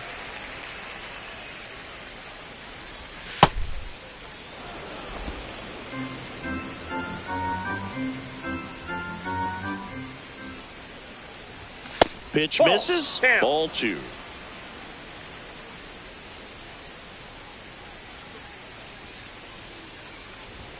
That one is upstairs. He hasn't fallen behind in the count like this all day. He's in danger of walking his first batter right here. This one popped up. Gonzalez under this one.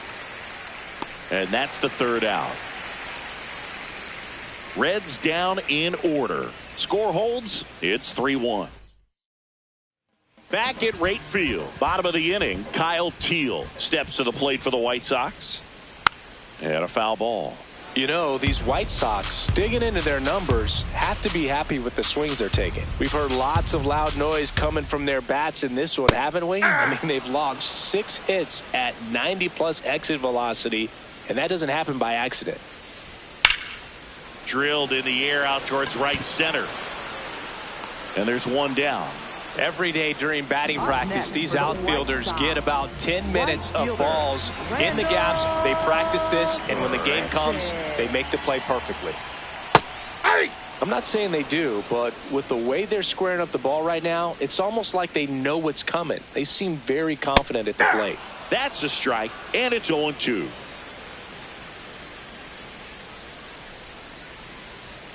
Swings through it for the K. Strikeout number 8. Chris, 3rd time through the order, and a couple of quick outs for the starter. Yeah, he's been very frugal today, economical with the pitch count. 2 outs, base is empty. Andrew Benintendi steps to the plate for the White Sox. Just missed. That's the ball.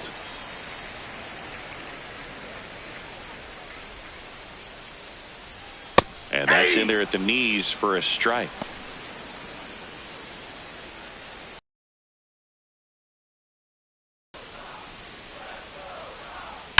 on the ground, and he can't come up with it. The flip out with room to spare, and that's the inning. Nothing doing for the White Sox, but they still lead it 3-1.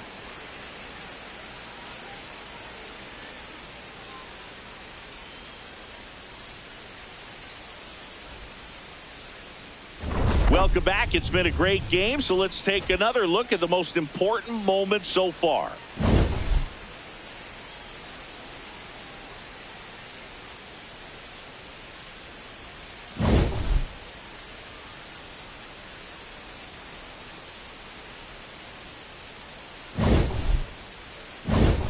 Digging in, Dane Myers.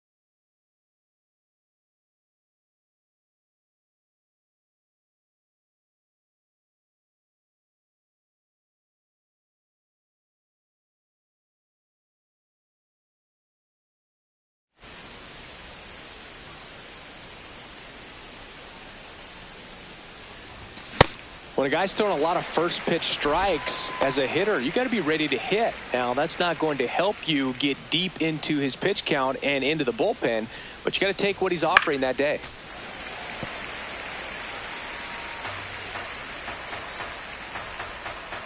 Here's the 0-2.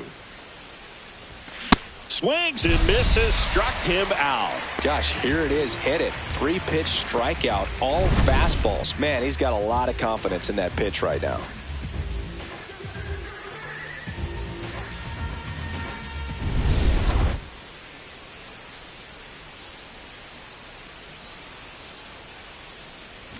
Bunting for a hit.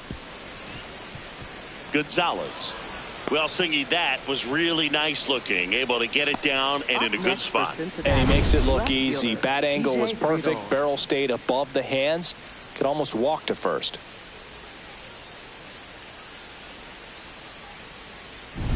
One down. TJ Friedl will hit next.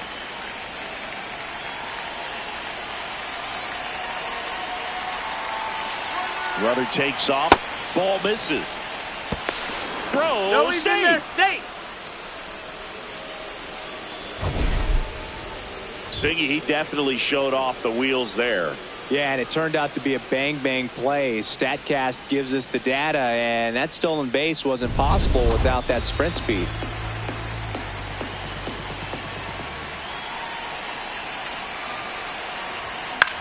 In the air, right field. Grichuk on his way over.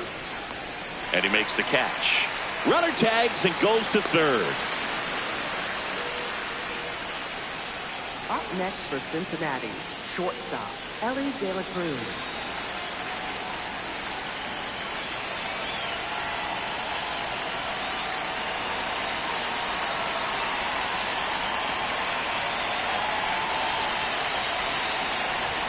Swings through that one for strike one. Double-barreled action in the bullpen. Sean Newcomb, the veteran southpaw, is getting ready to come on if needed.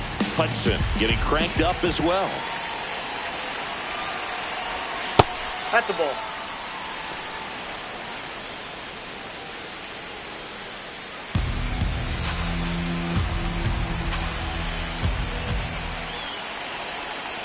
Here's a 1-1. A little out front there as he swings through it.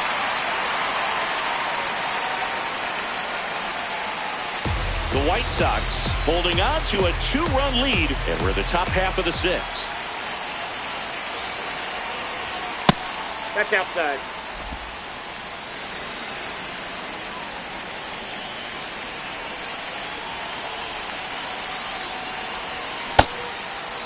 What do you Checks got? his swing. Now an appeal to third. No, he held up.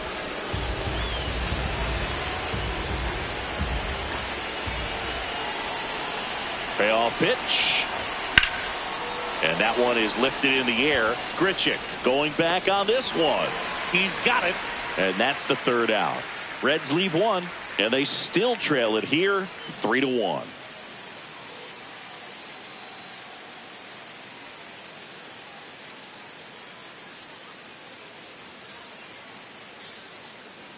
Welcome back as we take a look at how today's starting pitchers have fared so far. Brooks Baldwin.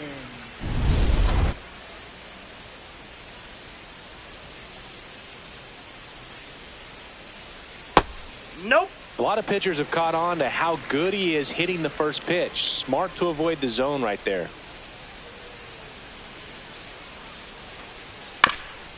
Up the middle. Lays out, but he can't squeeze it. And he'll just eat it. So that's an infield knock. Up next for the White Sox, the shortstop, Chase Mydroff.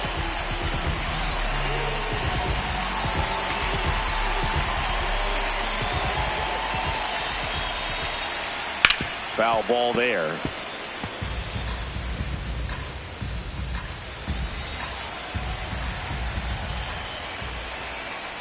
Well, the good that's thing off so the plate. far is that he hasn't issued any free passes. Unfortunately, they're making pretty good contact. So not getting the swings and misses and making that defense work behind it. 1-2 now. Fouled off, and they'll do it again. Baldwin aboard here at first with nobody out. Hit on the ground to the right side. To Elly at second for one. To first. Double play. Nicely done. For me, that's one of the toughest double plays to turn on the infield. The first baseman has to get inside, create a throwing lane to hit that middle infielder to start the double play, and then from there completing it back to first. Really good job all the way around. Base is empty after the double play. Jacob Gonzalez steps to the plate for the White Sox. Ball one.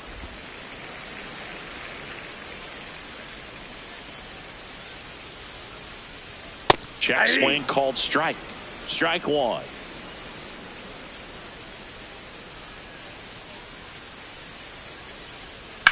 To the right side, and that chance handled. Gets him easily, ends the inning. Chi Sox held in check here as the lead remains 3-1.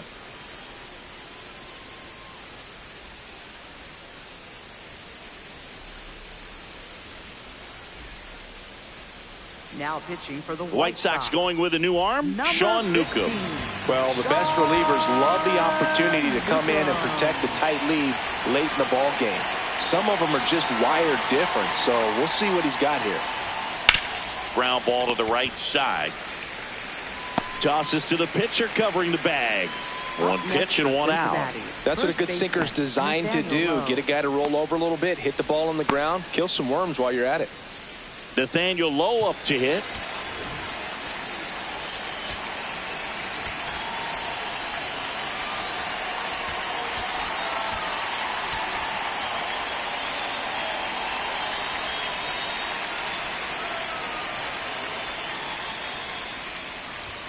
Going one. So important to get ahead of these hitters. You don't want to issue a free pass and allow that tying run to come to the plate. Always want to keep that other team in a position where if they're going to beat you, they're going to have to do it with multiple hits.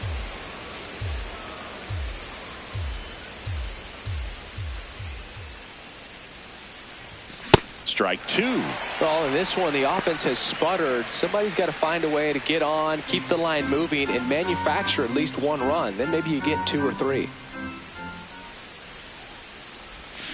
And that's ruled a swing. It's a strikeout.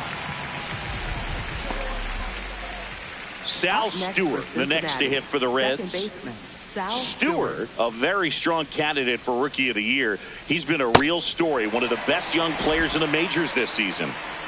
2 down, nobody on. Here in the top half of inning number 7.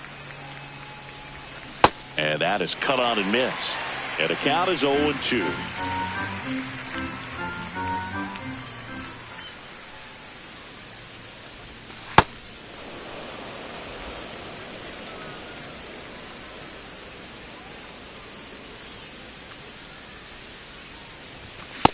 Really good take, especially with 2 strikes.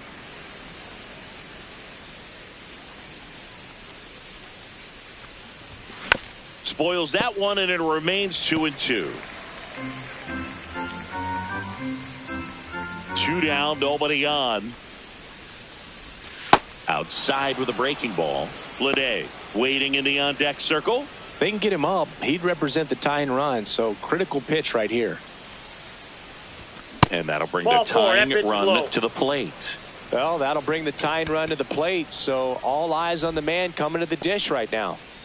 Up next for Cincinnati, right fielder J.J. Bleday.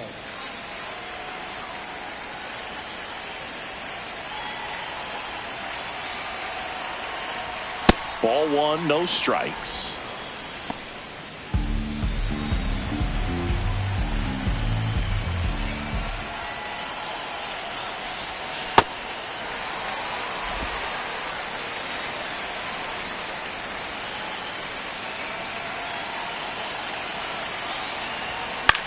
Hit in the air out to center field. Acuna on the move. And that'll do it. So 1 left for Cincinnati. Back here on the south side, bottom of the 7th, Luis Angel Acuna steps to the plate for the White Sox.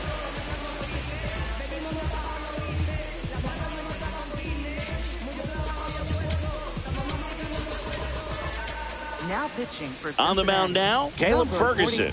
Just trying to keep this one close here, and this is where a bullpen can give their players a chance to fight back into the game. Check swing, and he went. That's strike 1.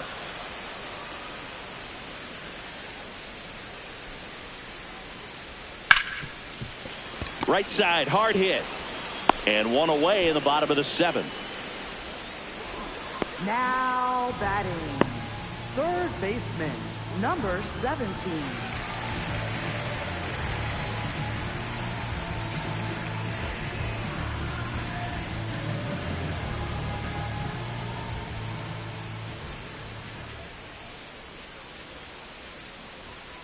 Yeah!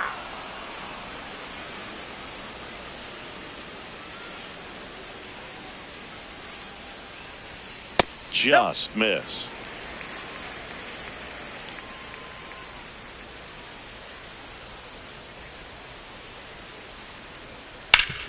Hard grounder into the outfield for a knock. And that turns the lineup over. Back to the top of the order now. Stepping in, the White Sox leadoff man, Munetaka Murakami. Hey!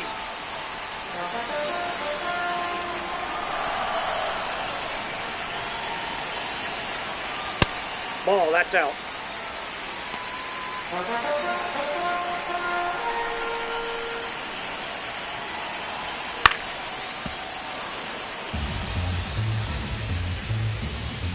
Antonacci over at first with one away. Nope, that's down.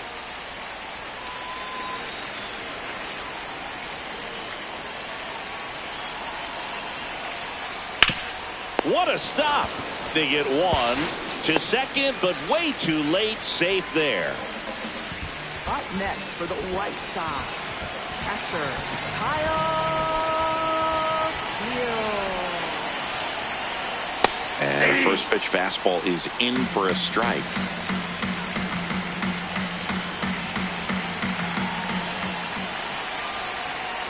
Nope, outside.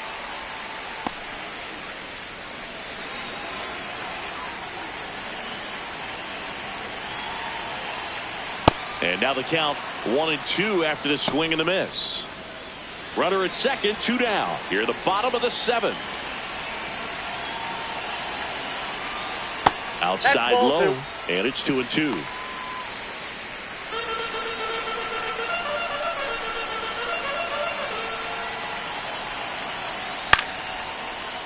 That's foul off to the right side, keeps the AB going. Man at second. And now Ball the count 3. filled up 3-2.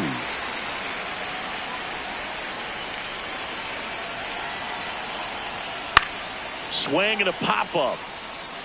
And it's foul, and the at-bat keeps going. 3 balls, 2 strikes the count. Swing and a bouncer. On to first. That ends the inning. So 1 left for the White Sox, and the score stays 3-1.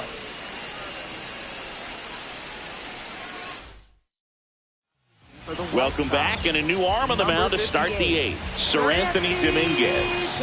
These are the spots relievers really make a name for themselves. Late and close. There's not much margin for error, but at the same time, there's a reason they're put in these situations.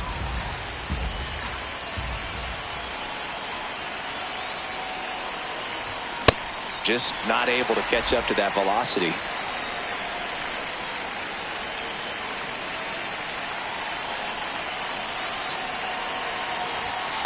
Ball, that's upstairs.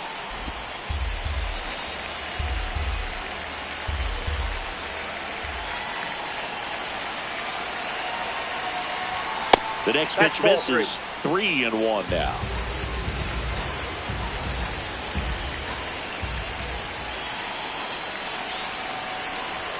There's the strike. And boy, that was the pitch. 3-1. You want to be really aggressive on the fastball.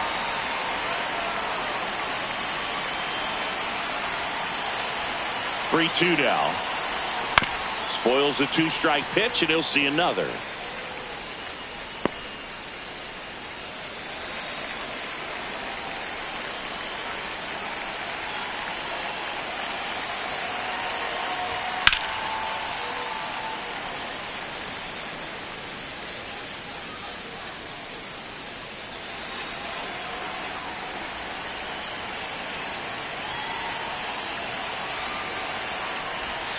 Battling here as he fouls it away.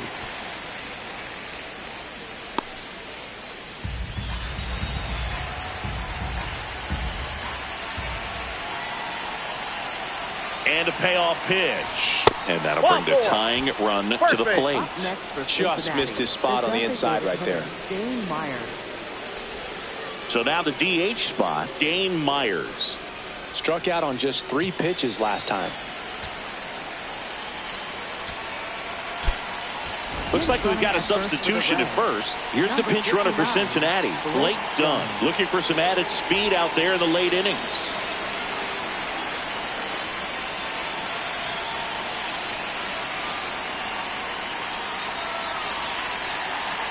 Runner takes off.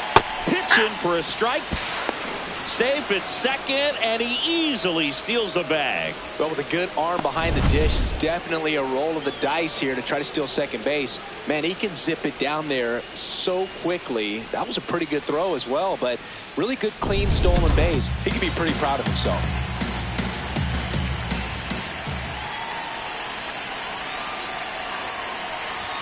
And it's quickly 0-2 on the designated hitter.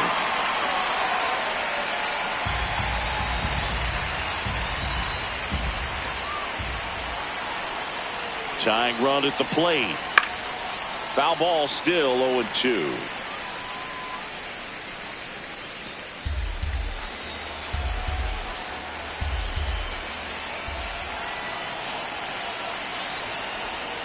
And he couldn't hold back. He's run up on strikes.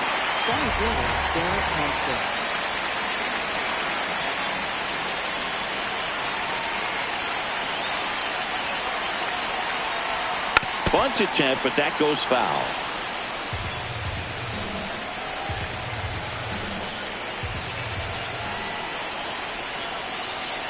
The tying run at the plate. Trying to bunt his way on. Gonzalez. And he beats it. He's safe. Now, just a nice job coming through in a pretty high leverage spot right there. Now a huge at bat in this game coming up.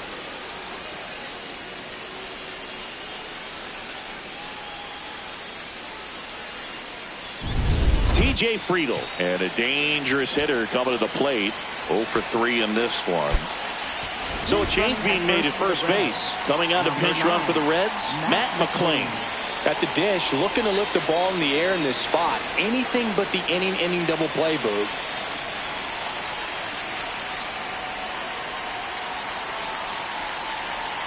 Runner on the move. Pitch misses. That's inside. Throw bounces, and he's in there safely with the stolen base.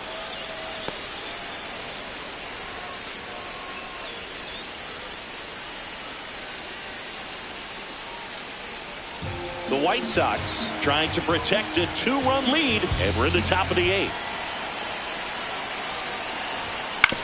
Right side. Base hit. 1 run is in. Throw comes in and holds the runner at third. They're at the corners now with still only 1 away. Well, back within 1 as he brings home the run. Now that sets up a huge at bat in this ball game.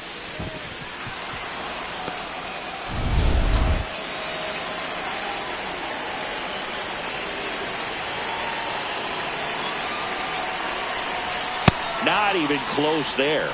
And that's ball 1.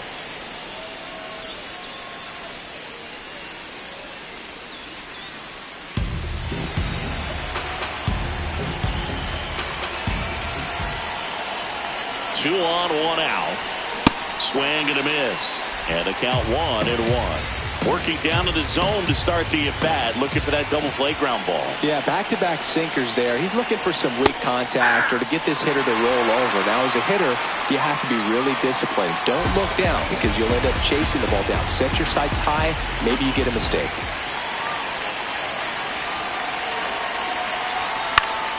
Fouls that off to the left, and we'll do it again.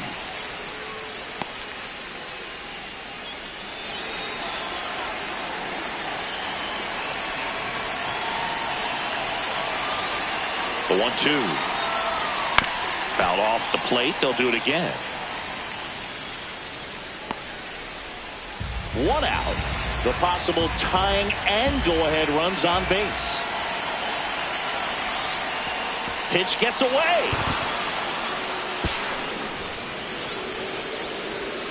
Wild pitch, and into second moves the go-ahead run. With 2 on and 1 out, you're just hoping you can get a double play ball to get yourself out of the inning. But now you've really got some work to do. Need a big strikeout here.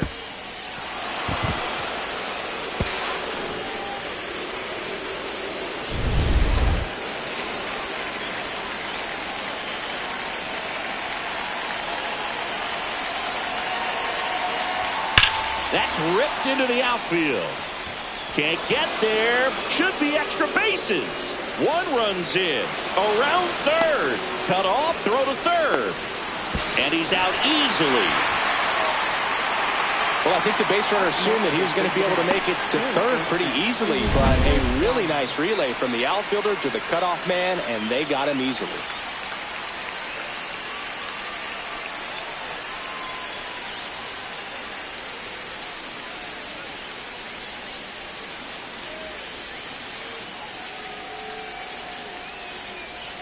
Here comes the skipper, and we're going to see a pitching change in this spot. Sir Anthony Dominguez departs, and he leaves in a one-run game. New pitcher coming on. We'll be back in a minute.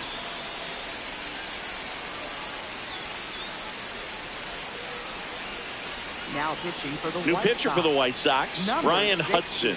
Pretty tight game, so they're looking for quality pitches out of him right here. Got to do his best to keep the score right where it is. Eugenio Suarez up to the plate now. 0 for 3 with 2 groundouts and a strikeout. Out to short. Handles, throws to first, and that ends the inning.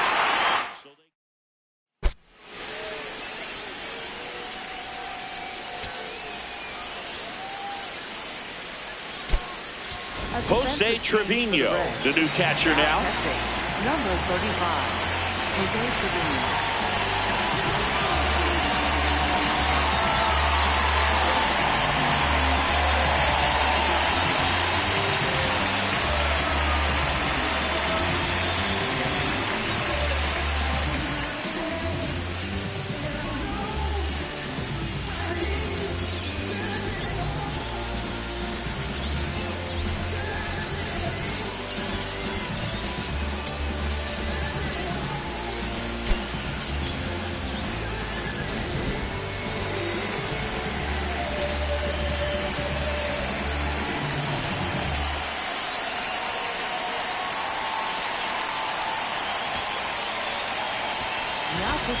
They hand the ball over to a new arm, Connor Phillips.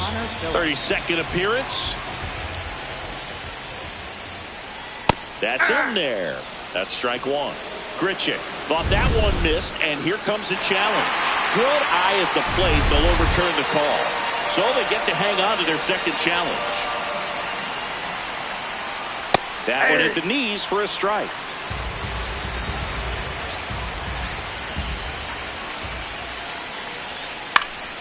And a count 1-2. Looking to get the tying run on base. Gets a piece there. We'll do it again.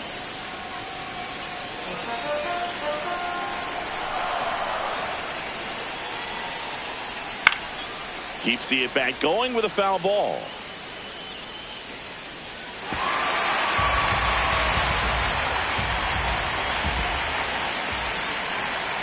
Strikes him out, went with the sweeper, and it worked. Well, he's going to have some thinking to do when he leaves the ballpark after this one. That was his third strikeout, and this one looking, obviously, so he's been a little overmatched. He's got to find a way just to be more competitive up there at the plate. The 1-0. In the air, left field, down the line. And it slices just foul. The Reds holding on to a one-run lead here in the bottom half of the 8th inning.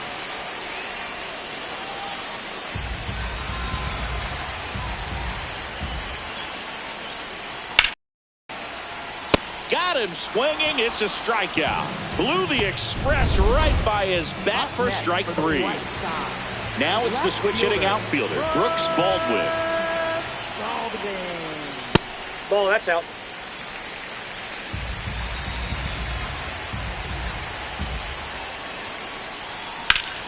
That's a bullet, but it goes foul.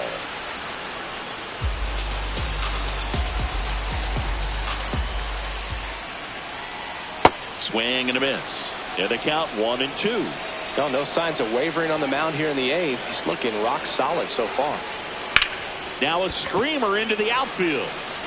Reaching for it. Makes the catch. Nothing across here this half. Here on the south side, in now for the Reds, Nathaniel Lowe.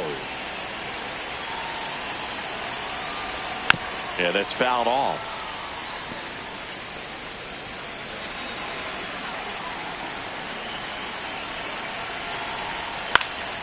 fouls one off out of play back to our left.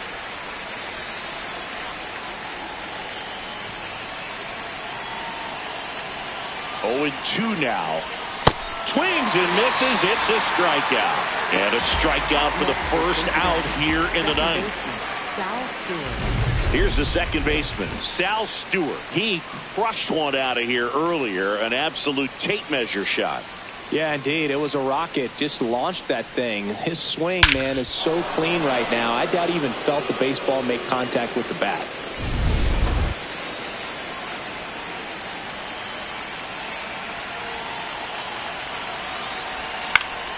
He swings and fouls one off.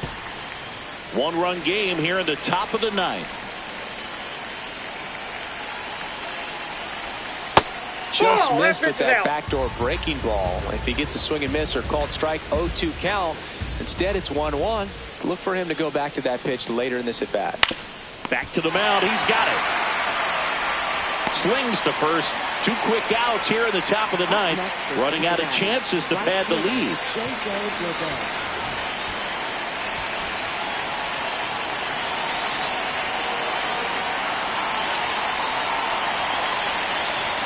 Outside, and that's ball 1. Not looking like they'll be adding any insurance runs heading to the bottom of the ninth, so it's going to be on the bullpen to hold this lead. And it's fouled away.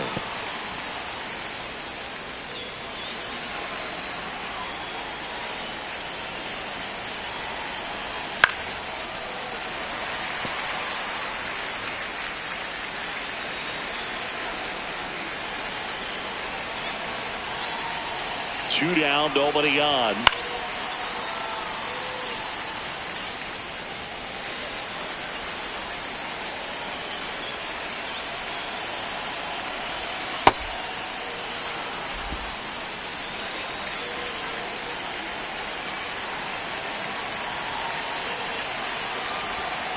Fly ball down the line.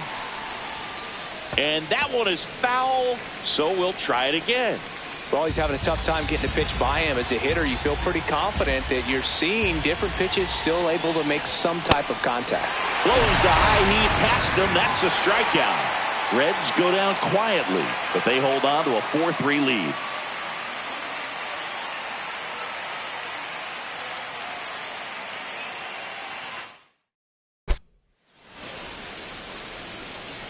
Now pitching for Emilio Pagan comes out trying to close it out. And I can't imagine any save is an easy one. You're holding a small lead on the scoreboard, and you know those hitters are going to give you the best at-bats they can. So it's always high stress. Let's see what he's got here to try and close it out. Next pitch misses. Ball 1.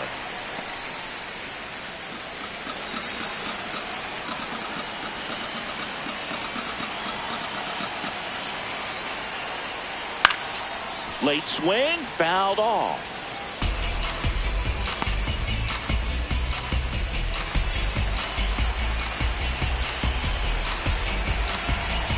One-run game, bottom 9. Sets him down looking. Now batting, second baseman Jacob Gonzalez steps to the plate for the White Sox. In there for a strike at the bottom of the zone. And here's a challenge. That looked like it missed to me. Barely a hair out of the zone, but it was a ball. They'll keep their remaining challenge. Swing and a miss. And the count is 1-1.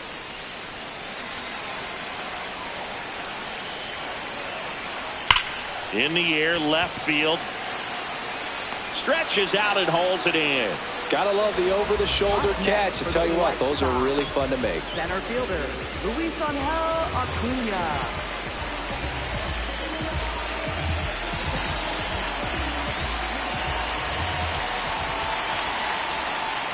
Ball 1.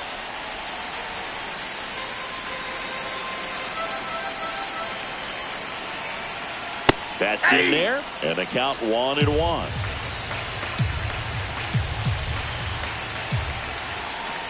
They're down to their final strike. Really good cutter that he's able to front door and back door. That pitch is devastating. Slice to right, and this one could be extra bases.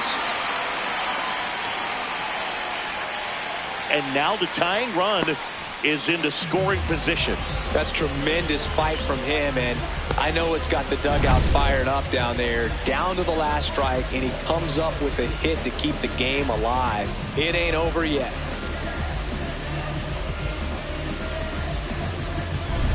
Stepping in, Sam Antonacci. Trying to deliver as the hero. That one finds the zone. It's 0-1. Well, comfortable or not, these are the situations closers they seem to live for. When you get into some hot water, a jam, tough spot, whatever you want to call it. Hammered on the line, base hit. Heading for the plate. He'll score easily. It's an RBI single, a big two-out hit, and the game is tied. Huge moment for him and his team, Boog. You know, some guys just grip it a bit too tight in a big spot like this, having a chance to tie it up in the bottom of the ninth, but he didn't let the moment get to him. Comes up with the RBI knock, and now he's giving his teammates a chance to walk. Here goes the runner. Pitching for a strike. Throw to second. Out at second. That ends the inning. But they pick up one run on the RBI single. All even now at 4 apiece.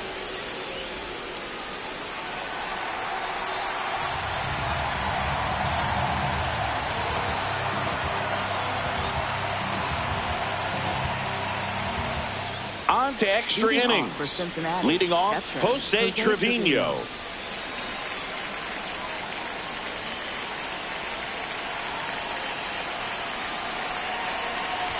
Swing and a miss. That one at 99.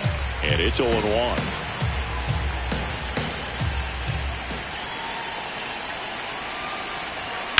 And that one fouled off.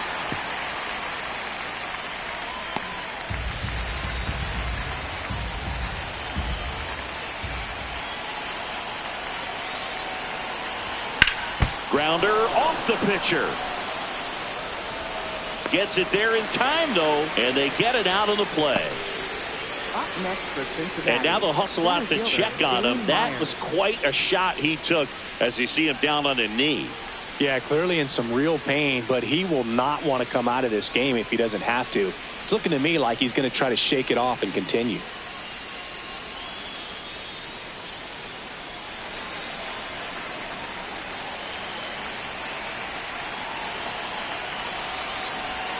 Check swing. Did he go? Yes, he did. Strike one. Definitely a strikeout situation right here. Lots of ways for that go-ahead run to score if the ball's put in play.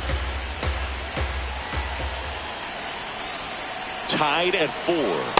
Check swing, and he went 0-2. Well, if he's going to do something special right here, it's going to have to happen with 2 strikes.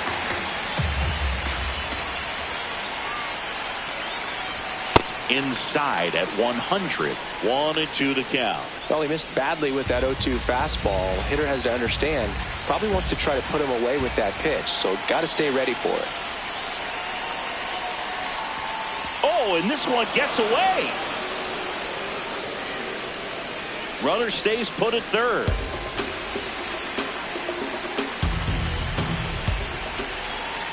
The 2-2 now. Swing and a ground ball up the middle. Lays out. Oh, it's off his glove. No, he's safe. He beats the throw, and they get a run at home. Boog, that's a frustrating way to fall behind in this one as the infield single drives in the run. And sometimes all you have to do is put the ball in play, and you give your teammate a chance to hurry home.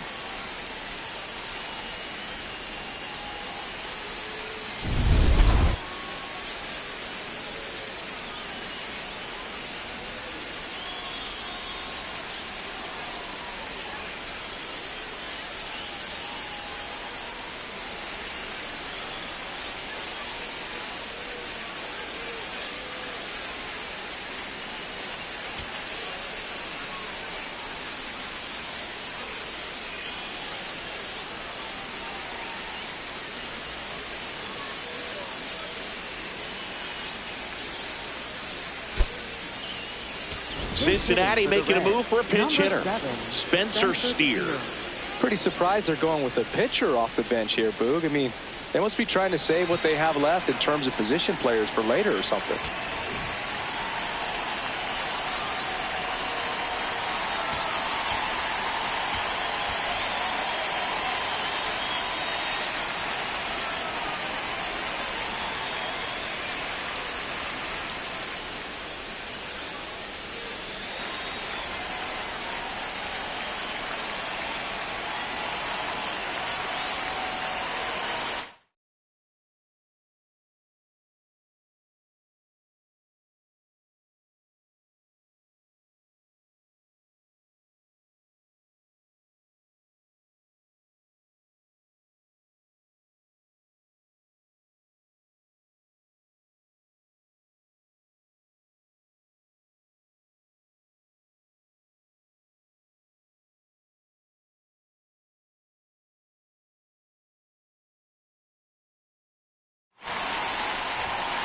Ball one.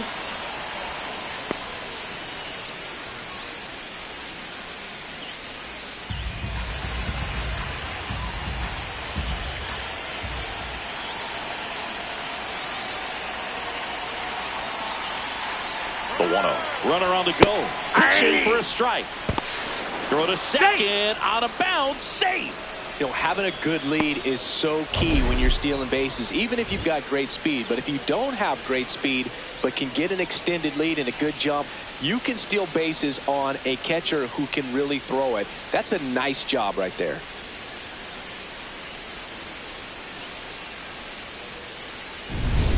One out and a runner at second here in extra innings.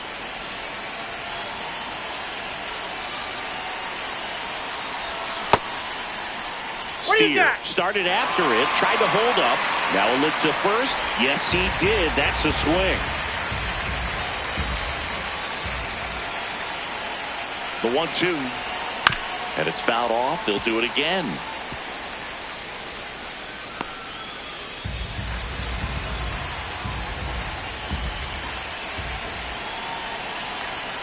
And it's second. And that's ruled a swing. It's a strikeout. Well, they clearly didn't recognize that curveball out of the hand and tried to check the swing. Just went around too far, and you're hoping the umpire maybe missed it, and they bail you out. Friedel in the box as he fouls off the first pitch.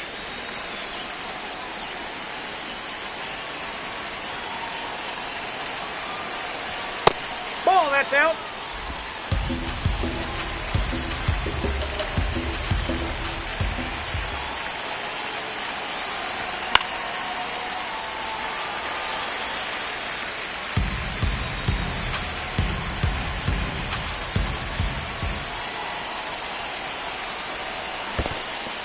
And he couldn't hold back. He's rung up on strikes. Throws to first in time. That's out number 3.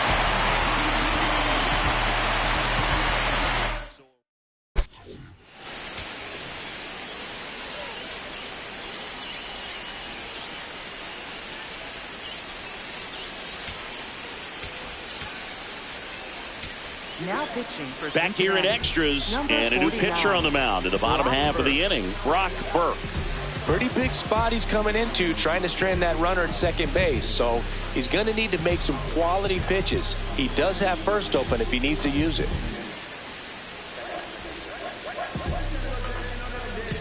Runner in scoring position, no outs. Munetaka Murakami steps to the plate for the White Sox. In today's game, outs are valuable, so guys aren't just willing to give themselves up to advance a runner. They're trying to drive him in as well in the process. So I don't expect him to shorten up and just try to hit behind the runner here.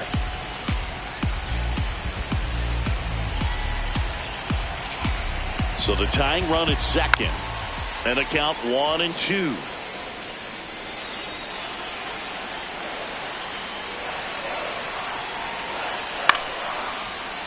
Stays alive.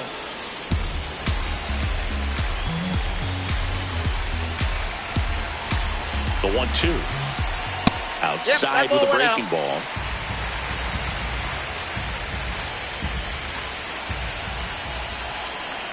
Still 2-2 after the foul ball.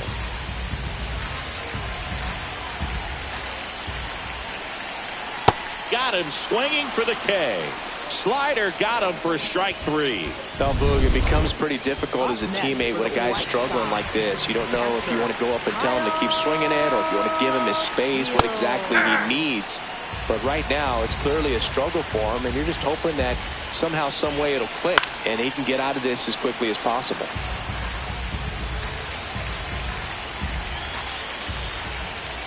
Got him swinging for the strikeout. White Sox down to their final out. Wow, just great bite to that slider. Broke hard out of the zone, and he just couldn't hold up the swing. You know, as a hitter, that pitch is really hard to take, and there's just not much you can do with it. You know that, but you don't want to get rung up by the umpire.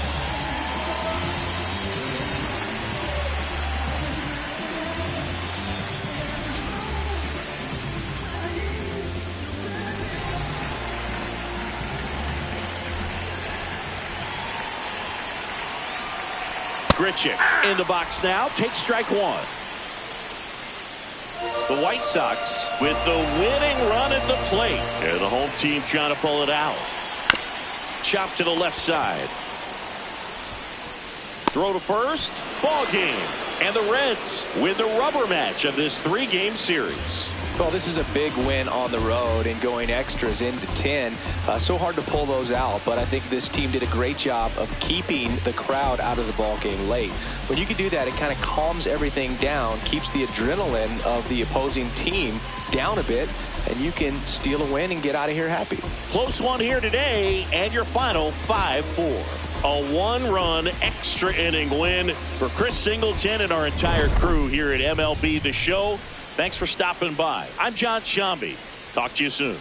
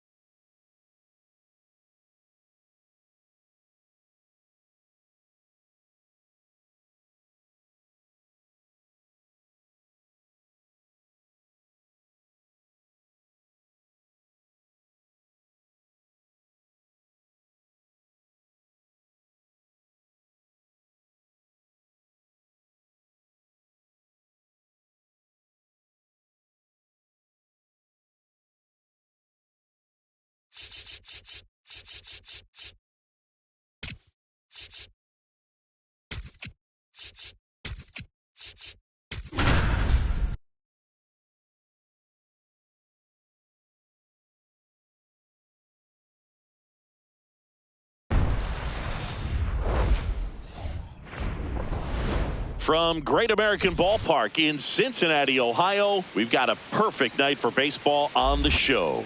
It's the Miami Marlins going up against the Cincinnati Reds.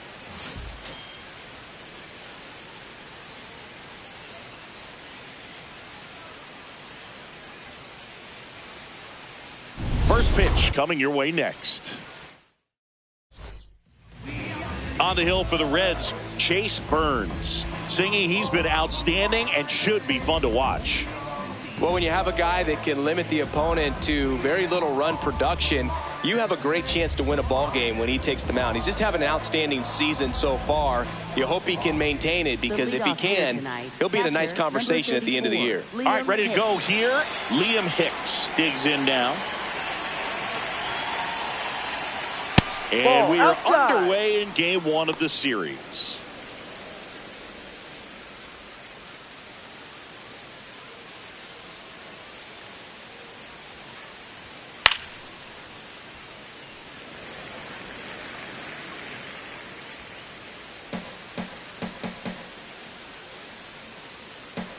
The 1-1.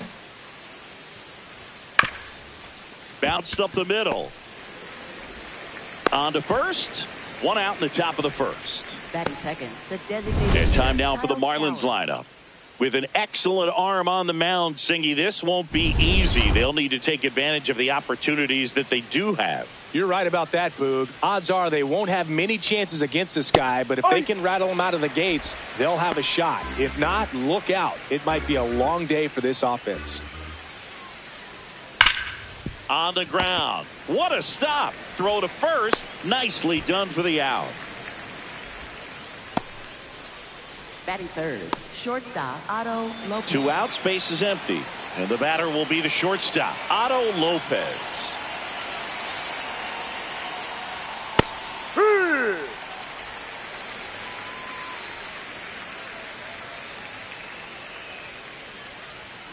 Ball one. Burns, 23 years old, a former first-round pick in 2024. Swing and a miss. That one at 99. Now 1-2.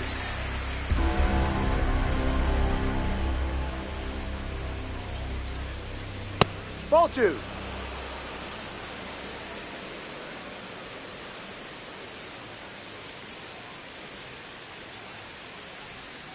Can't connect on the curveball, struck him out. And now the Reds will get their first opportunity. No score.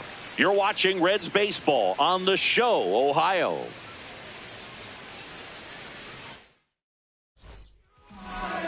Back here at Great American Ballpark, and getting the start for Miami, Elmer Rodriguez. Singy, he's kind of a road warrior, yeah?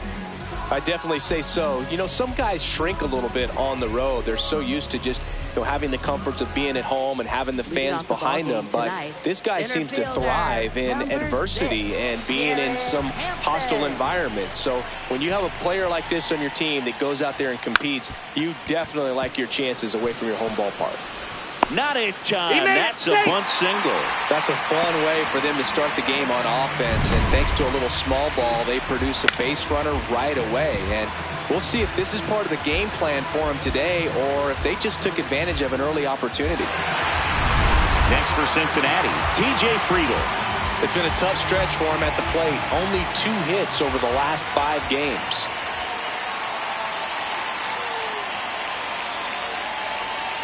Runner takes off, pitching for a strike. Throw, save. That's a stolen base. And that's another stolen base for the league leader. No, he had that base stolen as soon as he broke for second. Such a huge lead. The pitcher's got to find a way to help out his catcher, especially if he doesn't have a great throwing arm. Step off the rubber, shrink that lead somehow, create a little bit more time, or maybe you can prevent that stolen base. High fly ball, right field. Hines moving under it. He's got it. Runner tags at second. Batting third. Here's the lineup for the Reds. A key piece, of course, a guy with a ton of pop, Eugenio Suarez. He's one of the better home run hitters in the league this year. In fact, in the top 5 in homers in the National Leagues. Not missing many pitches. And I tell you what, when he gets his pitch, it goes a long way. Make sure you don't sleep on this guy if you're the pitcher.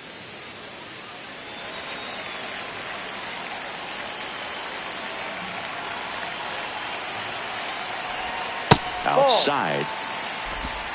One away with a runner at third here in game 1 of this 3-game set. Now 1-1. The healthy cut. Tough pitch at 98, but a really good pass at the ball.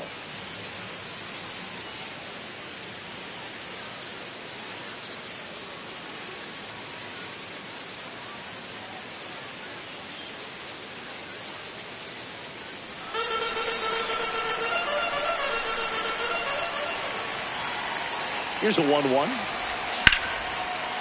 Shot into the gap, and that should bring in the run. In to score from third. Hops over the wall, and that's an automatic double.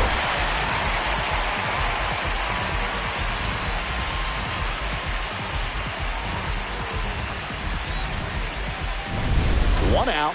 Runner at second. Eugenio Suarez up to hit now. Third in the NL in RBIs this year. That's a bullet, but it goes foul.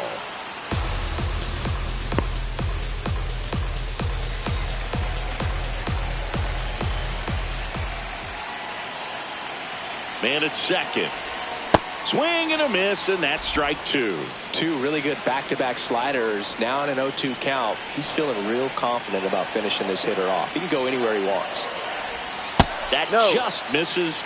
1-2 to count. Well, I think he's trying to get a feel for where that one missed. I mean, it could have gone either way, but he looked a little shocked for a second there. Starting after it, appeal to first. No swing.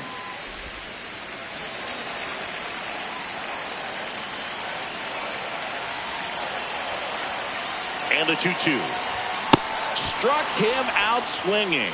The high heat, too much on that one. Came inside with that 2-strike fastball nicely and just bunched him up on the inside part of the plate. Couldn't get around on it and catch it out front. Many times if you do, it's a foul ball. And you know, a lot of pitchers, they really don't like working inside with 2 strikes because they do not want to hit that batter. And when they've got him up, he's got it. That is the inning. 1 run, a pair of hits, no errors, and 1 left on. We move to the second here in Cincinnati. The Reds on top, 1-0. New inning getting started. And now for the Marlins, Connor Norby. Outside. No, off the plate. Ball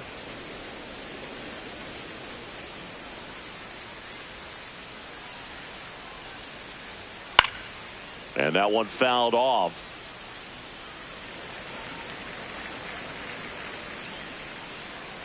Here's a 1-1. Right through there for a strike.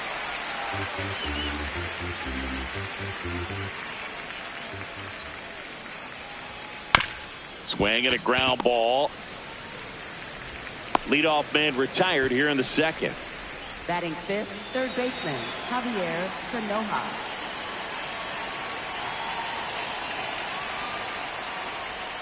Tap foul at the plate.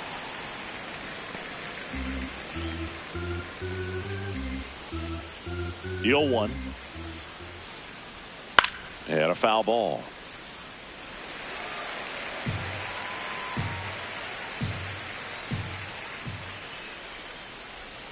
Outside low. Ball 1. really good take, especially with 2 strikes. That was absolute gas. Triple digits on the gun. It's just a different experience as a hitter watching that go by. Slow roller to first. Low. Takes it himself. 2 up, 2 down in the top of the second.